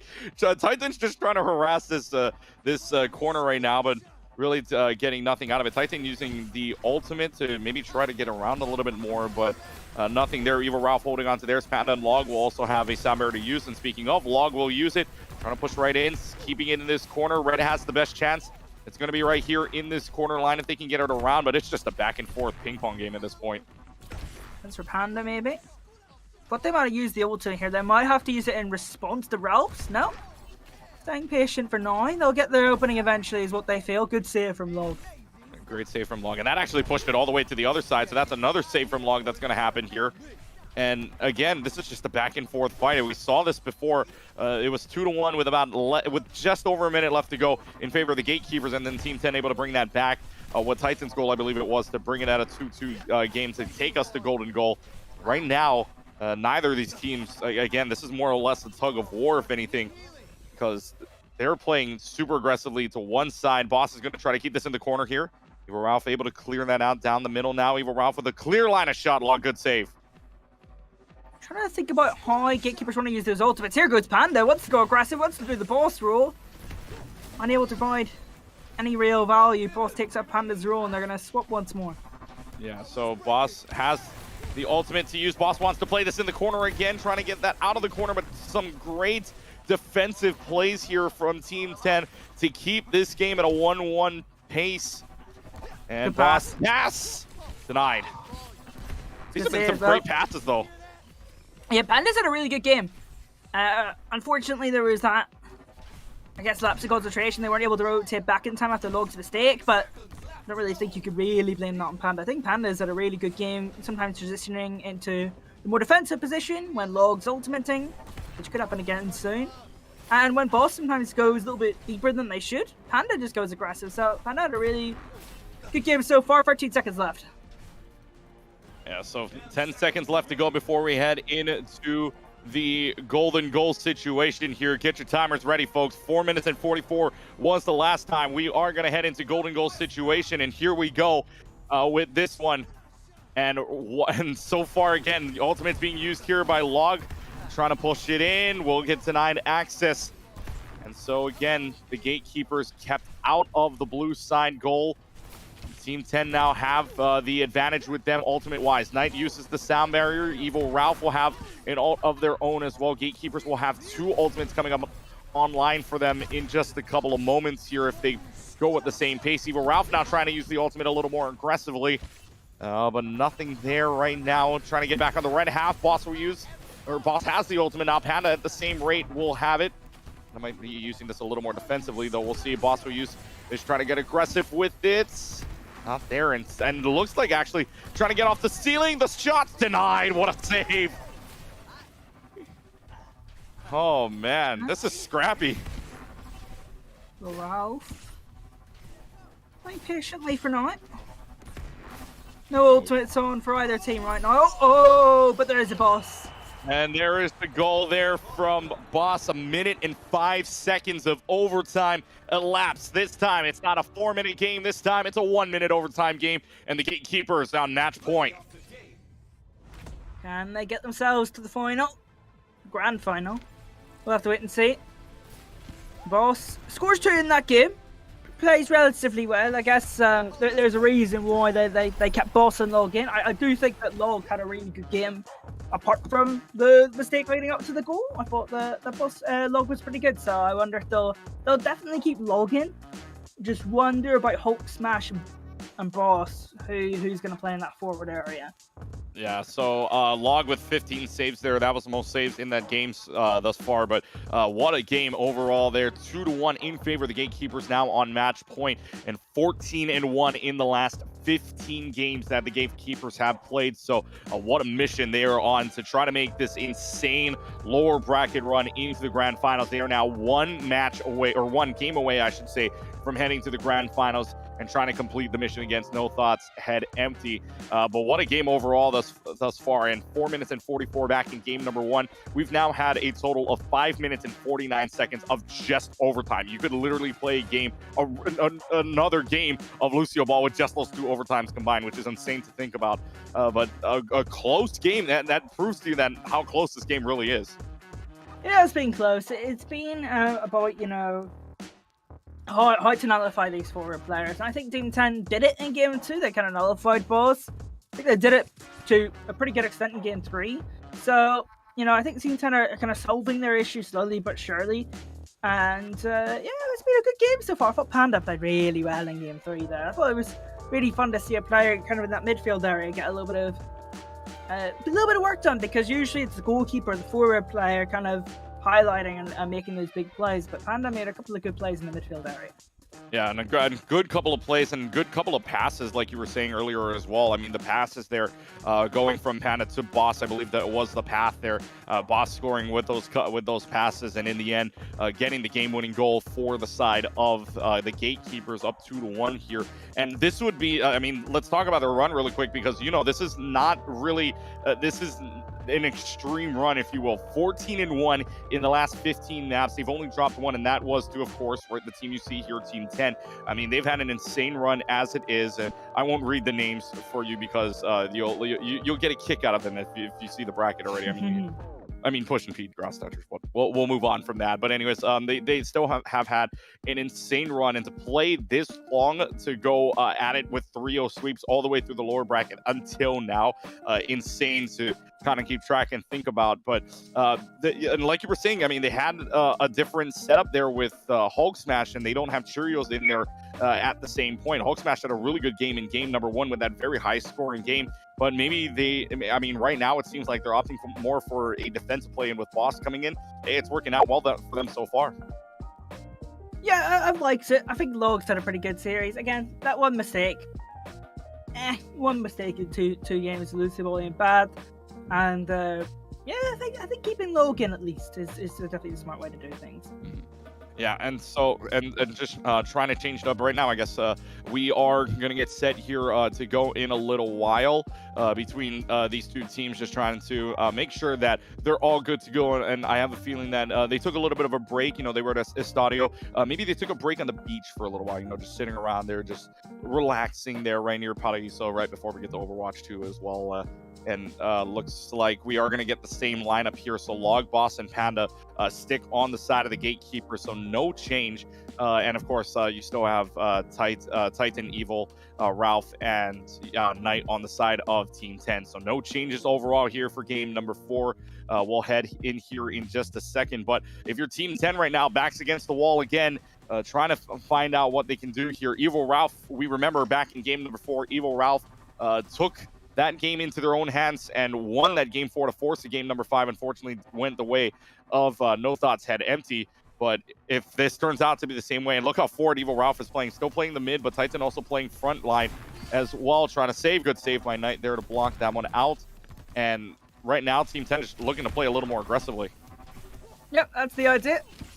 Ralph playing a little bit more aggressive. Knight back on that more defensive line. I guess trying to make a really, I guess, a smaller gap that Boss is trying to fit into between Ralph and Knight. Because as we kind of remember, Team 10's performance so far today, I guess when we've been on stream, you know, they've struggled with players shaking in behind those two or in between those two players. So now it's a smaller gap that Boss is trying to fit into. Yeah, so 5 minutes remaining on the clock here, a minute gone, and so far again, teams just trying to build up that ultimate. Evil Ralph able to build up one very quickly and trying to play aggressively, but gets blocked out, and I believe that's courtesy of Boss there trying to move forward. But still playing around here, around these corners, I should say, just trying to get maybe any corner passes going, but Evil Ralph's just going to deny that every single time. And now down into the corner here where, I mean, there's just a little bit of knockaways here. Here comes the sound barrier out from Boss, or rather the ultimate coming in maybe to get a little more aggressive, which they are, but it's going to go back to the midfield. Cleared away. Nothing too much going on. Panda has done ultimate, probably the best player that they'll be in the last game of this series. So we'll see what they do. Panda's going to play defensive here as Log activates the ultimate, gets aggressive. Nothing's going to come of it though. And I kind of like the scrappiness that's going on right now, right? Nothing too high scoring. This is more of a defensive game, if anything. And again, Team 10's got to play careful here because they let in anything that could be the dagger to them in this tournament bracket. Gatekeepers win this. Obviously, they're into the grand finals in the best 3 out of 5 to take on No Thoughts Head Empty. Titan gets very close to a goal, but gets denied access there. And Knight will just bring this one back out. Evil Ralph just sitting here right now, just awaiting any chance that they have to try to make the run here. But really, I mean, we can see that a lot of these games are being played in the corner thus far. And so Boss getting into their forward position here. Panda passes it to them. Unfortunately, they can't really make much of that. Ralph, that's a really interesting sound barrier. Panda does really well to cut out the danger. And Evil Ralph trying to use that ult to the advantage. Gets a little aggressive, but gets blocked out. Has a shot. Just goes wide a little bit to the left. And we'll have to bring it back out here. Panda just playing a little bit more defensively, trying to get that anywhere forward to a pass. But it's just a scrappy back and forth. I mean, at this point, from what I'm seeing, it's golden goal at 0-0 because right now teams are creating chances, but really the other team doing a really good job at denying them that chance. We've got a bit of a stalemate going on. I think I have to confess something. We're here on in Brazil. Lovely little beach around us. I actually don't like the beach. I hate the beach, actually. I think that beaches are weird. And I don't see the big fun about things called beaches. So now the sound barrier, the ultimate out from Knight, trying to get anything going. Denied. Had a chance there. Ball almost goes in, but is denied access. Good punch out from Log, saving that again. And right now, Titan trying to be the aggressor here for Team 10, trying to put this in, but 2 minutes left to go. Log using the sound barrier to try to push their team up. Titan does have the ult available as well to make something happen, but again, a stalemate thus far, a tug of war happening here, and someone's going to have to break the ice here sooner or later, because one goal is going to be the difference maker, I would assume here. I would assume so, and so far, here's a good opportunity. Titan uses the sound barrier, doesn't get much out of it. Here we go, chance, Titan. Good save from Log. Yeah, great save from Log. Log a lot of saves, and you heard it last time. 15 saves in that last game for Log as the roll around here with another save coming out from Log. Good here. For a minute 30 left to go on the clock. Still a stalemate going on, and really for the Gatekeepers, they really have 2 players that are just making sure that they can keep this pressure on right now for the side of Team 10. And really, you can only see maybe even Ralph and maybe Titan going up there, Knight having to rotate here and there just for them to reset. But right now, here comes Team 10 trying to put it in. Not there for them in this process with a minute left to go. Still a stalemate at 0 apiece. No score on the board. And I mean, this is just a scrappy fight overall. I mean, teams using their ultimates alternatively, really nobody using it back to back. And here comes Boss, maybe to play a little more aggressively, trying to push it up, right up against the ceiling, trying to go in the corner with a double hit. Nothing there either, and it's denied. And again, ball stays in the corner. This is a big stalemate here.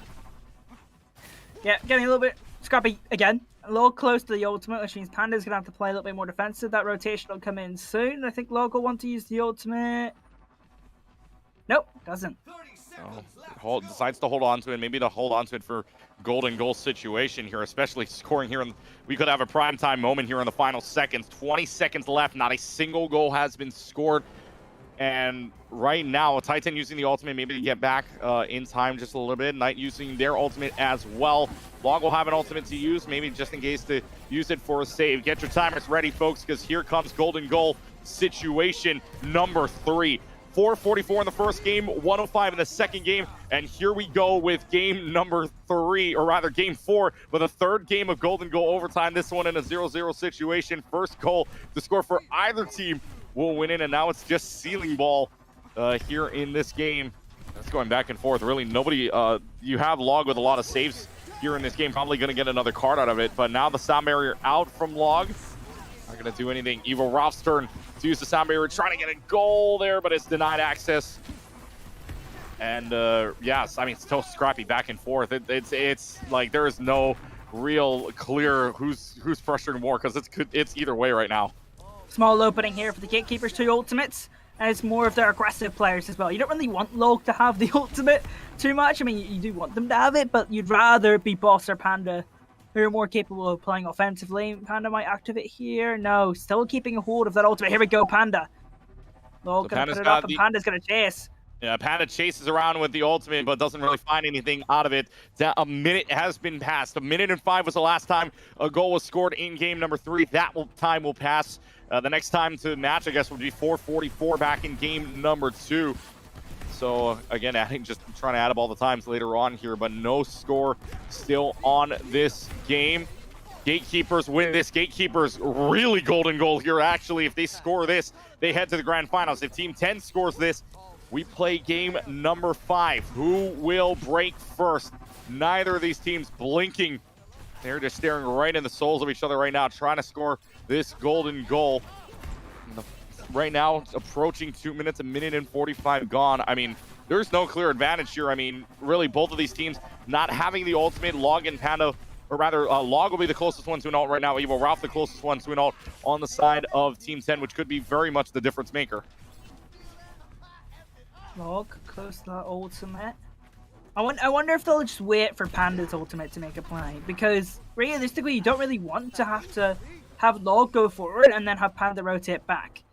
I feel like you kind of want to make a play with Panda's ultimate rather than Log's, or Boss's. Boss's always to that sound barrier as well. So here we go. The Gatekeepers, best chance here. 3 ultimates if you want to try to chase something. Boss will use the ultimate first. Trying to get it off the ceiling. There you go. Gatekeepers score the golden goal. 2 minutes and 29 seconds to win the game, win the series, and advance and make the huge run into the grand finals. Brilliant play from the Gatekeepers. Boss getting the winning goal. Good sign barrier right at the end. I really like the consistent play from Gatekeepers. Maybe they were completely right to take their more aggressive players out, make sure that they don't concede too many. I thought Log had a really good game once more. Panda as well, in particular. And I know Boss got the goal, right? But I feel like Boss will be thanking their teammates a little bit more than they'll be tapping themselves on the back. They make it to the finals off of some great defensive performances. Yeah, and for the side of the Gatekeepers, 4 minutes for their side, they win 15 of the last 16, especially in the lower bracket run. What an insane thing to think about. But overtime-wise, 4 minutes and 44 in game 2, 1:05 in game number 3, 2:29 in game number 4. But in the end, all of that leads to a lower bracket run for the side of the Gatekeepers. They will take on No Thoughts Head Empty on the other side of the break. Grand finals coming up next. Don't go anywhere. You want to stick around for this one. We'll be right back. It's the Lucioball Will English Invitational Special Grand Finals up next.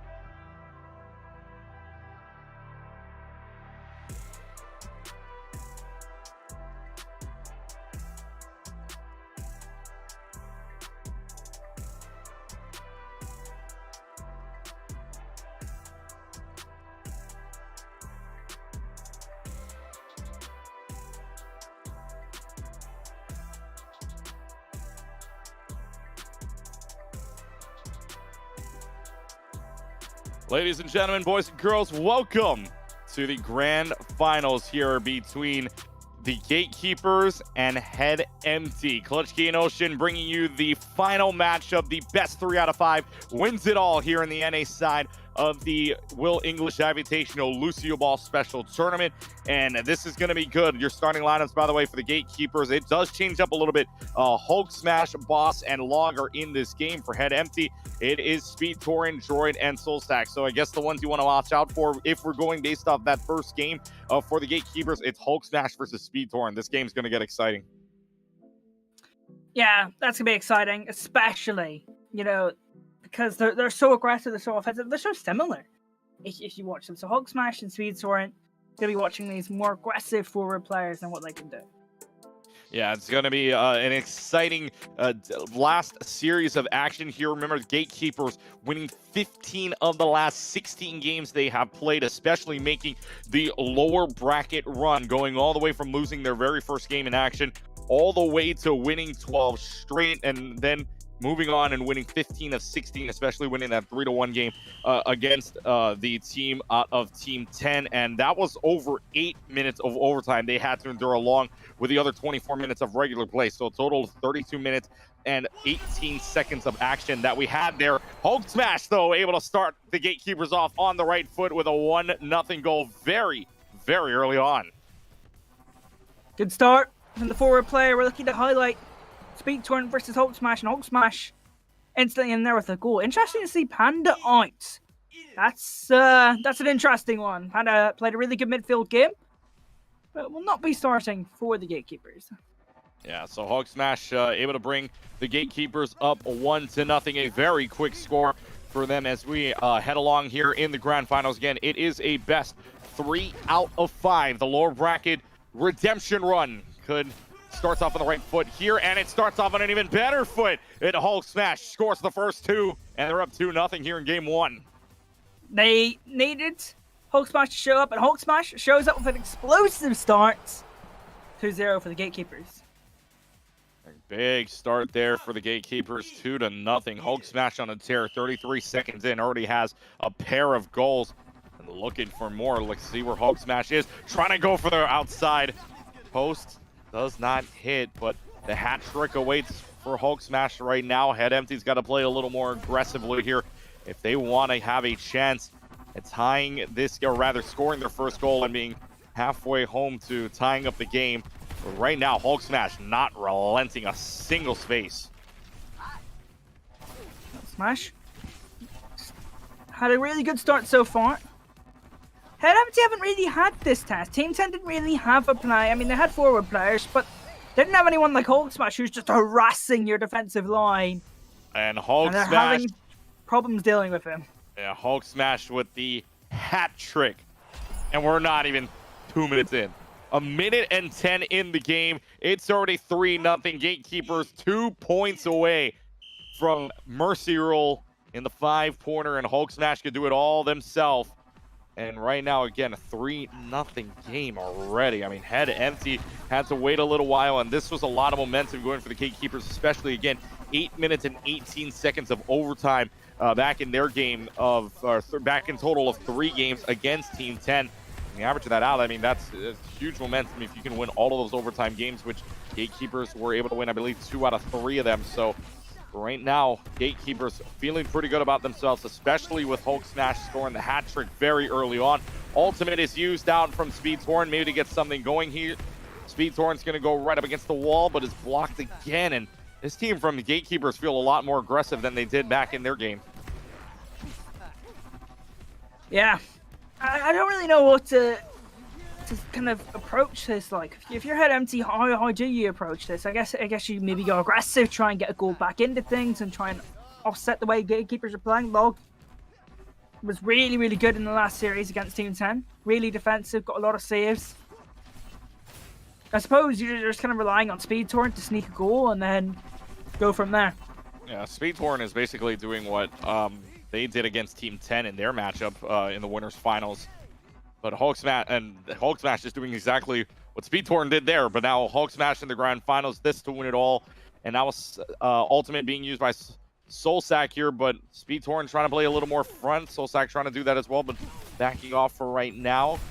Halfway home here in this game. Gatekeepers with a comfortable 3-0 lead thanks to a hat trick of Hulk Smash so far. Trying to get it in, has a chance, but no follow-up there. And Speed Torrent just getting locked out right now. I mean, we saw so many goals there. I believe it was 9 goals in the 5 games that Head Empty had to play against Team 10. Had 9 goals, showing up with nothing right now. And Empty looking for this opening. 2 minutes 50. I mean, this is still possible, especially with how fast Gatekeepers got their goals. Oh, You yeah, would still plenty imagine of game that you'd imagine it's still possible, but it's so difficult, especially since Head Empty haven't really built anything this game, right? You'd just be like, you'd be working with nothing. You haven't really built a foundation to target this backline, so it's been difficult. Hulk Smash going for something cheeky there. Tried to go for a triple touch in, but gets denied right away. That one gets sniffed out, and another save there for Boss. And the aggression that this team from the Gatekeepers has, I mean, this ball has been mainly on red side this game.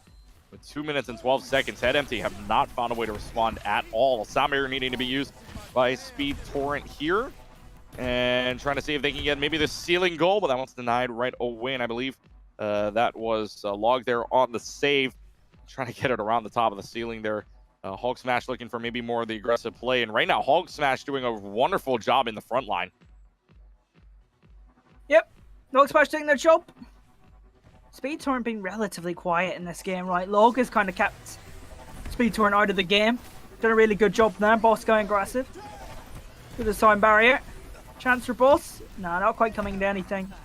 But Hulk Smash getting better at Speed Torrent so far. I think a lot of that has to do with Log. Log has played really well in this game.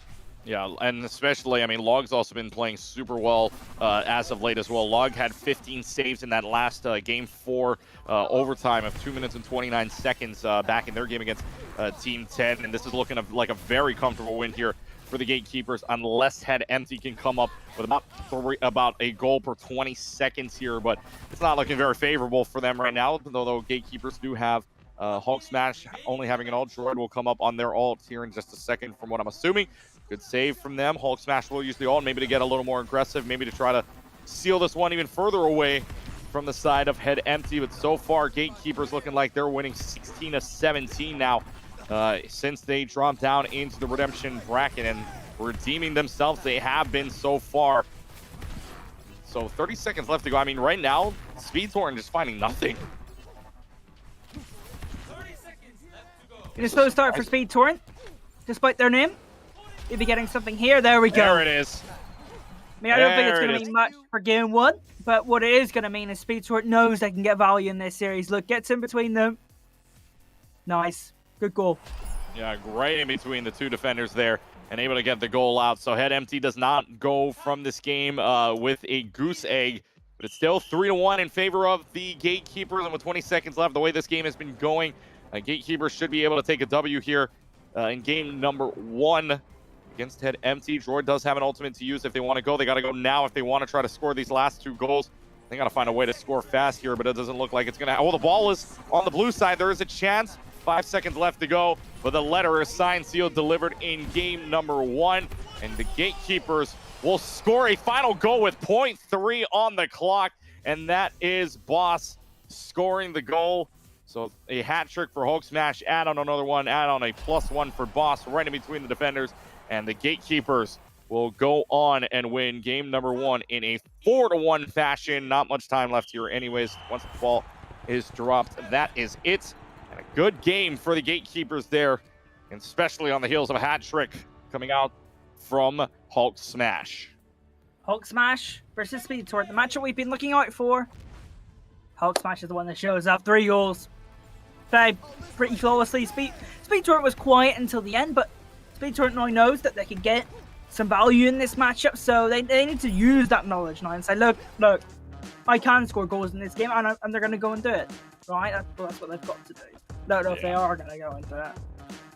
Yeah, Hulk Smash living up to their name right now. Just go ahead and just going right in, and we saw those 2 goals, the pair of goals that happened very early on, not even a minute gone in the game, and a pair of goals coming out from Hulk Smash, and a 3rd goal coming later on for the hat trick, and basically securing. I mean, that pair of goals was already the secure, if you will, very early on, but Hulk Smash scoring another one, plus the bonus one from Boss right at the end with 0.3 of a second left to go on that clock as we head back in just a couple of moments. But again, game number 1 heading to the way of the Gatekeepers, looking to make this nearly impossible run that usually you do not see happen. But again, winning 16 of the last 17 matches that they have played is an absolute insane stat to think about.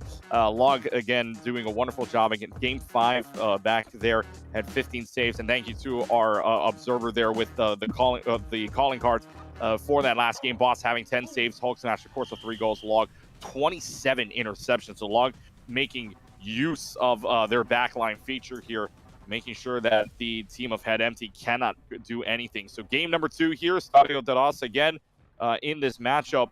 And I mean, if you're looking at this for the Head Empty team, really, I mean, they haven't found an answer so far. You got to find it in this game. Ooh, it's difficult to find answers when Hulk Smasher scores in the first 20 seconds yet again. Ridiculous player. Yeah. Absolutely ridiculous. Hulk Smash scoring the goal 24 seconds in. That last one I think was like less than 20 seconds in. This time takes him, I guess, a little while longer, but still 4 goals in 2 games, still an average of 2 goals per game here, and staying above that here in game number 2 so far. Well, actually, we'll stay above that regardless now, but Head Empty, really no answers whatsoever for what Hulk Smash is doing. I mean, Hulk Smash is just being so aggressive, and we keep using this word, but it's actually true. Hulk Smash is just harassing this back line. I mean, that's exactly what Hulk Smash is aiming to do, right? Just put off the opponent as much as they can. It's been good. It's been a really good performance so far. Yeah, so right now Hulk Smash looking for another one. Red side of Head Empty able to bring that back to the blue corner. Here comes a pass, denied. Speed Torrent now back on the blue side here, just maybe trying to do a little bit of a own harassing, but we'll try to look for a pass. Passes it back, gets nothing there, and Hulk Smash again just keeping it on this red side. There is so much zoning going on from Hulk Smash that it is insane that he's harassing the back line. Had a chance, not there, but in this game right now, all in the hands of Hulk Smash, and playing the right game too. Playing Hulk Green, you know, Lucio Green. So I think similar shades of green, no? I don't think they look similar though, right? You know, I don't think they're quite the same vibe. I think like Hulk is quite muscly. Lucio's a little speedy boy. Yeah, but I mean the shade of green very similar, no? I mean, Hulk's could be a little darker, I guess, but Hulk Smash. Hulk Smash, yeah. Hulk Smash looking for a chance there. Nothing there. 3 minutes and 57 seconds left to go in this game. Still plenty of time for Head Empty to score the game tire, but as of right now, Speedhorn trying to work on that, but really getting nothing here. And again, you saw the 27 interceptions earlier on from Log, who basically disrupts this entire team. Boss might have the same thing here, and a good pass to Hulk Smash, but right now, Gatekeepers doing exactly what their name implies. Boss looking to clear away. It's getting a little bit messy here on the back line for Gatekeepers. Probably the most under threat, I guess, they've been in this game too. Chance for Log. That's aggressive. Usually the player making the saves back uses their ultimate and will go back to the goal. This is a good game from Head Empty thus far, if you want to look at it, right? I mean, last time they had the Gatekeepers just running rampant, right? 3-0 to start off before Speedhorn gets a goal to make it 3-1, eventually landing up 4-1 with a 3/10 goal. And now you've got Speedhorn using the ultimate, seeing if they can get a few ceiling shots here, maybe trying to score. Gets the shot, has a chance, and scores it, and the game tire. It's 1 apiece. Head Empty with another goal. Thank you to Speedhorn. That's 2 goals in 2 games. Man. And what a wow! Keeps this ball from hitting the ground unless right at the goal. That is so good from Speedhorn. I mean, Head Empty we're kind of just hanging on in there for a bit. They weren't really threatening the Gatekeepers, I guess, in game 2. But wow, Speedhorn just flips this game on a dime, and now we're tied up. So 1 apiece here. Sosak got it very, very close. Ultimate here used by Boss to try to speed them up and trying to move it on inside of their zone, but not going to happen anyways. More than half the game gone now. There's an ultimate from Droid trying to get it off the ceiling. Not going to happen there. Droid's going to have to clear for right now, but overall 1-1, much closer game than we saw back in game number 1 as Head Empty looked to have a different strategy involved. Good save by Droid there. Droid. I think Droid wants to get a little bit more aggressive here. Droid's been quiet so far in the day. Yeah, Droid's been very quiet here, mainly in the back line as we've been seeing Speedtorn again.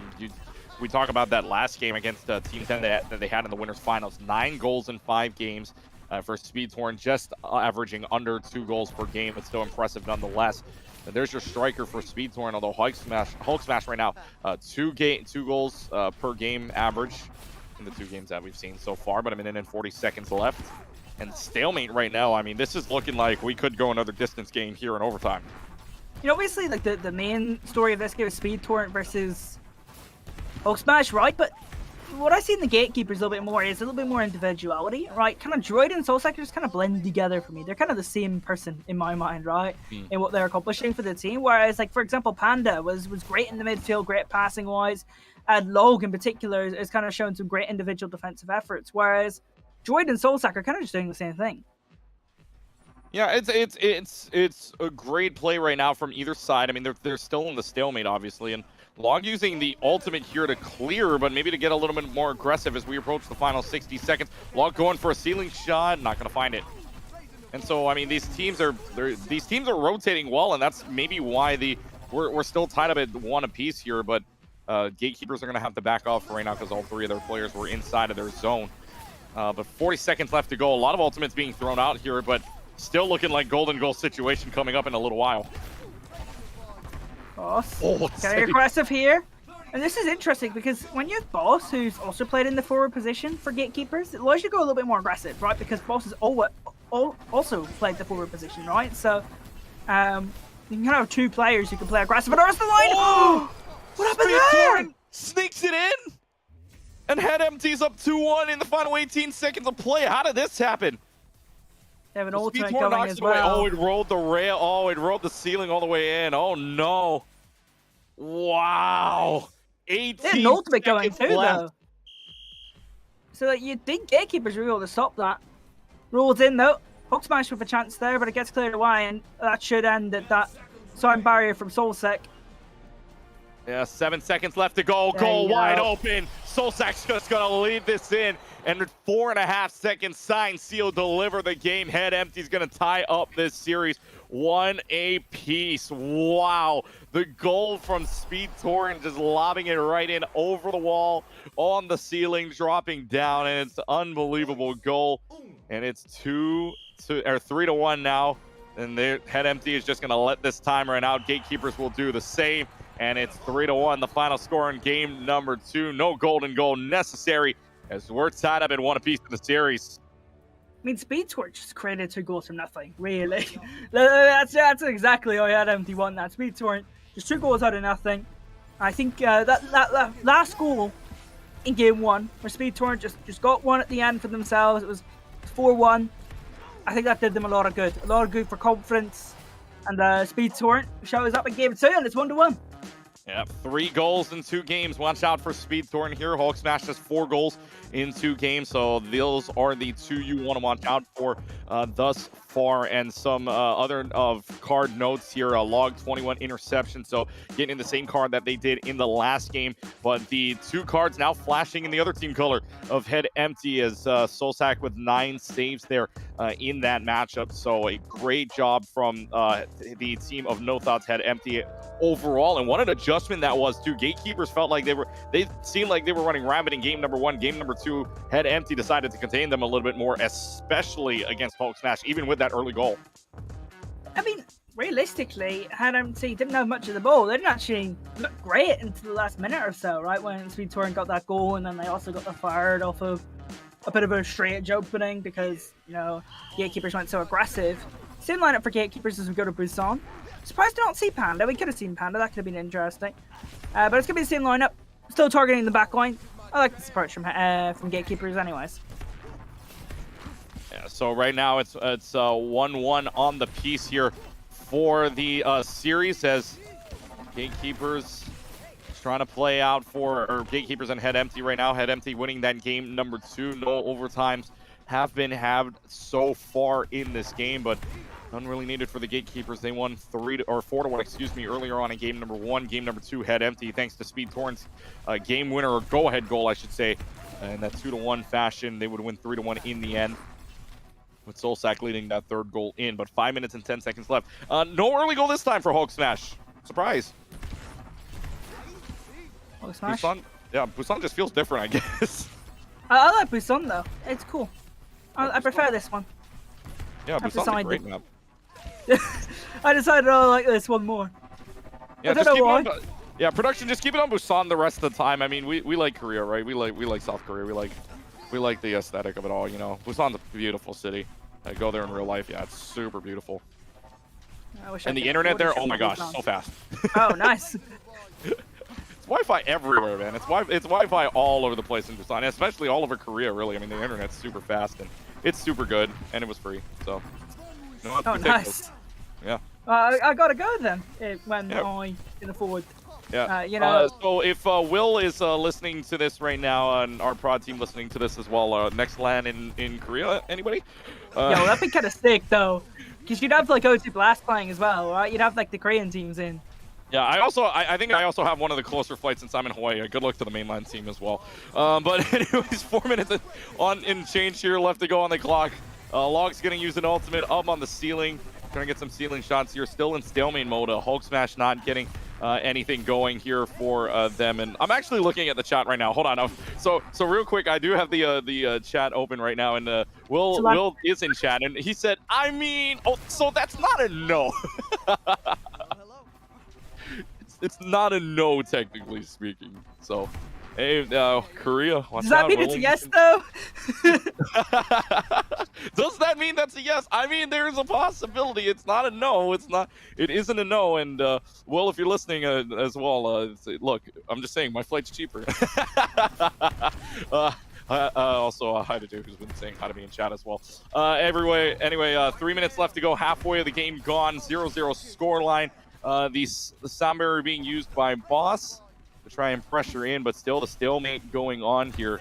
And right now, just the tug of war between these two teams. We didn't really see this in game 1, but game 2, 18-second go-ahead goal by Speed Torrent, which ultimately lands up being the game winner for them. But in this case, right now, we might see a 1-0 scoreline to win it all here, unless someone comes up with something, because right now this ball is stuck in this corner. It's getting a little bit messy. Good save there from Droid. Pick it up. Little bit of personality there. Nice little double save, and it's starting to pick up a little bit more active in this series. It's good to see.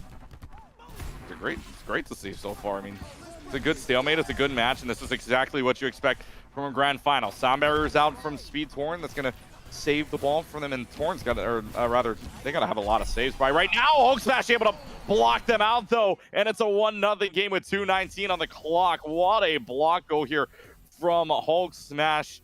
Tries to bring it out to the middle, but Hulk Smash denies the move of the ball to the middle. And so now the Gatekeeper is up 1-0 thanks to Hulk Smash. 5 goals in 3 games. What's crazy about that goal from Hulk Smash is usually in that sort of scenario, you know, you're just trying to squeeze in between 2 players. Hulk Smash is squeezing in between 3 there to make that goal happen. Brilliant play from Hulk Smash. Standout player so far in the past couple of games, and I've enjoyed watching them. It's a great series so far. Very close, except for game number 1. Very close in terms of what these teams have been doing, especially in the tug-of-war situation down the middle, along with another clear out in central area. 150 remaining on the clock, though. Gatekeepers up 1-0 thanks to Hulk Smash. 5 goals in 3 games. Head Empty's going to have to find a way to score here. Speed Torrent, the one you want to watch out for, especially in this situation. Had a chance there, but no follow-up in the end for the team out of the Gatekeepers. Right now, Head Empty's just got to find a way in. Droid does have an ultimate to use. Could use it in the situation where you need to save it. Probably where you want to play a little more aggressively. In this case, Boss and Log will use both of their ultimates at the same time to no avail. Now Hulk Smash has their ultimate available to them as well. I think that was a mistake. I don't think you ever really want to use 2 ultimates at once. Especially when it's like your midfield player and your defensive player, because then how is Hulk Smash going to rotate back in time, right? I feel like you lost a bit of value there with your ultimates in the Gatekeepers. So a minute remaining on the clock now here for the Head Empty team to try to bring it back in. Hulk Smash using that ultimate very aggressively, almost gets a goal there, almost gets another block, but is denied in that process. But now it's SpeedTorrent versus Hulk Smash here, and 43 seconds. SpeedTorrent's got it against the wall, but Boss keeping him out of range of that goal. There's the pass. Trying to get it into the corner though, but SpeedTorrent now has this ball frozen in the corner. Droid is waiting on the other side, maybe for a pass of some sort, but again, this ball stuck in this corner. See if Droid can make any use out of that, but 25 seconds left to go. The only goal, the winning goal, might be Hulk Smash's one goal here, unless something big can happen. SpeedTorrent misses that shot, trying to get it around the corner. Tries for the pass. There is an opening. It does not happen. 10 seconds left. Got to go empty net if they want to have a chance at this now. Tries for the pass. Will not happen. 7 seconds left. Will they make a play here? Tries to punch it in off the left side of the post. 2 seconds left, and the Gatekeepers will deny them access and go up 2-1. Championship point coming up. Really good run from the Gatekeepers defensively and offensively. Hulk Smash getting inside and goal, Log with the deciding save. Those two players in particular stepping up right here. I thought Boss had a better game in the midfield as well. You know, I kind of preferred Panda. But Boss has definitely, you know, shown why they're playing in that role, right? In that midfield role, they play really well. When they go forward, they look comfortable as well. And I think one thing about Panda in that midfield role is when they use their ultimate and try to get aggressive, is they weren't as commanding as Boss is right now. So when you have two players who can play as aggressive as Boss and Hulk Smash, it is quite difficult to deal with. Hulk Smash for the only goal, 5 goals in 3 games for Hulk Smash. For SpeedTorrent, though, you've got 3 goals in 3 games, so still averaging 1 goal a game there, but still an overall great game between these two, especially in a 1-0 situation. Last 2 games have been close so far, and again, winner take all here in this tournament. Prize pool on the line for these two teams needing to come back. It will be the team out of Head Empty that will need to win game number 4 in order to force game 5. If not, a win by the Gatekeepers gives them all in the pool. And Soulsack with 10, by the way, calling cards here for this last game. Soulsack with 10 saves on that last one. The only card there for the team of Head Empty. If you're looking at the side of the Gatekeepers, Log with 25 interceptions. Again, Log doing a wonderful job just jamming just jamming up that corner and making sure that really nothing can happen on their side of the field. And Hulk Smash with the only goal of the game. Those are your 3 calling cards in that match. And keep it on Busan, folks. Busan, good map overall, but we'll see if not, it'll go back to Estadio. I haven't seen Sydney yet, though, which I do want to see the Sydney Harbor map there as well, but we'll see if we can get into game here in just a couple of moments. But right now, again, Gatekeepers, Sydney is a no-go map, excuse me. Blizzard saying it is broken. Unfortunate. That is unlucky. I did not know that. But anyways, going back to Brazil here, we are going to Estadio, and right now, Hulk Smash again, no early goal. Still the ball being kept on the blue side of the field. George trying to clear this out, and again, two people you want to watch, SpeedTorrent and Hulk Smash. Those have been your goal scorers thus far. Boss getting 1, I believe. Soulsack also getting 1 on this board, but other than that, it's been all SpeedTorrent and Hulk Smash here. And SpeedTorrent's playing a little more aggressively this time. Hulk Smash, chance. Gonna keep going here. Gonna get aggressive early on. Ooh, good save there on the line. Not sure who quite got that one. Great save here. This game's super close. No matter which way you look at it, if we omit game number 1 right now, this would be a tie series, 1-1 apiece. Super close either way, but surprisingly no overtime either way. It's been a game-winning goal in the final minutes for the last 2 games here, with the game winners coming in really the last minute, or good defenses in the last minute. Minute gone on the clock, and Boss does have an ultimate to use. Droid and Boss are the first 2 to bring up their ultimates. Droid will use the ultimate first, tries for the ceiling shot, but nothing there. Oh, an opening too, but no follow-up. Interesting. So Bear comes in for Boss. Goal! Oh, Boss pushes it in! Just slipped past Droid. Want to watch this again, to be honest. I'm not sure exactly here. They just got to the ball before Droid did, and Droid didn't expect that to happen. Yeah. Just got there before Droid did. Went right underneath. Just went right underneath them. So Boss able to score the goal, and Head Empty now on the verge of the second place in this tourney. Gatekeepers on the verge of winning it here. They can survive the last 4:33 without giving up the lead. Putting it in a tie situation. 4 minutes and 25 now. Looking to see if they can get it around. Hulk Smash super aggressive. Looking to see if they can just push that one right in. But to no dice on that go around. Hulk Smash does have an ultimate to use. Speed Torrent has the ult as well. So both of the goal scorers here, both of the forwards looking to see if they can use that ultimate to their advantage, to the best of their possibilities. And right now, Speed Torrent's trying to play aggressive, blocking out a few passes to them. Speed Torrent's actually got an opening. But again, to no avail. Log playing a wonderful game back there. Torrent here, got the ultimate, gonna go for it? No. Possibly Torrent might have used it defensively, but no, keeps it well disciplined. Yeah, and you were talking about the back-to-back ultimates as well. Log and Hulk Smash using both of theirs back-to-back too. Interesting. Yeah, maybe for the aggressive play, but nothing really showing up for that. There's an opening here for Hulk Smash, but nothing there. Speed Torrent's going to go ahead and use it. Speed Torrent hasn't used their ultimate yet, and they've had it for a while. And Hulk Smash able to pull it in. 2-0. A pair of goals for the Gatekeepers. One for Boss, one for Hulk Smash. They're up 2-0. Where did this go? Off the Oh, it's just a brilliant shot. It in. Wow. Hulk Smash maybe just going Soulsack around used the everybody. ultimate to get there, but it's just a really good shot. And maybe Soulsack didn't really want to use their ultimate for it. It's a good shot, but maybe they should have. Just thinking back on it, they probably should have pressed the ultimate key.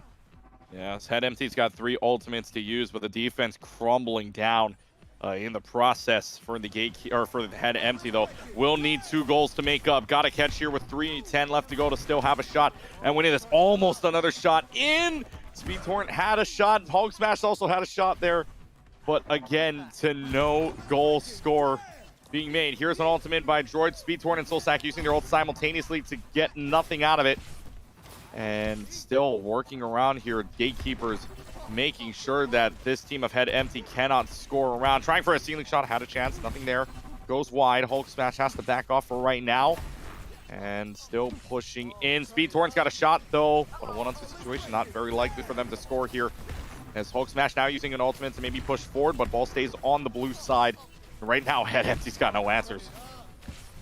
Hulk Smash is just playing around with the Head Empty backline right now. Good save there on the line. Save. Great I think save. Soulsack. But Hulk Smash is just like sometimes time wasting, just playing it to the corner on purpose, knowing that Head Empty isn't going to really commit a player there, because if Head Empty concedes one more, they're in a lot of trouble. Yeah, so really Head Empty being denied every which way you look at it. They've only scored they've only scored a few goals here, and that's only courtesy of the Speed Torrent and maybe the Soulsack there, but really nothing else so far. Ball might just roll in, but of course in the top 500 game, ball usually never rolls in. I say usually. I don't know what usually happens in top 500. I don't think I've ever gotten close to top 500. Maybe silver the closest I've gotten in Lucioball.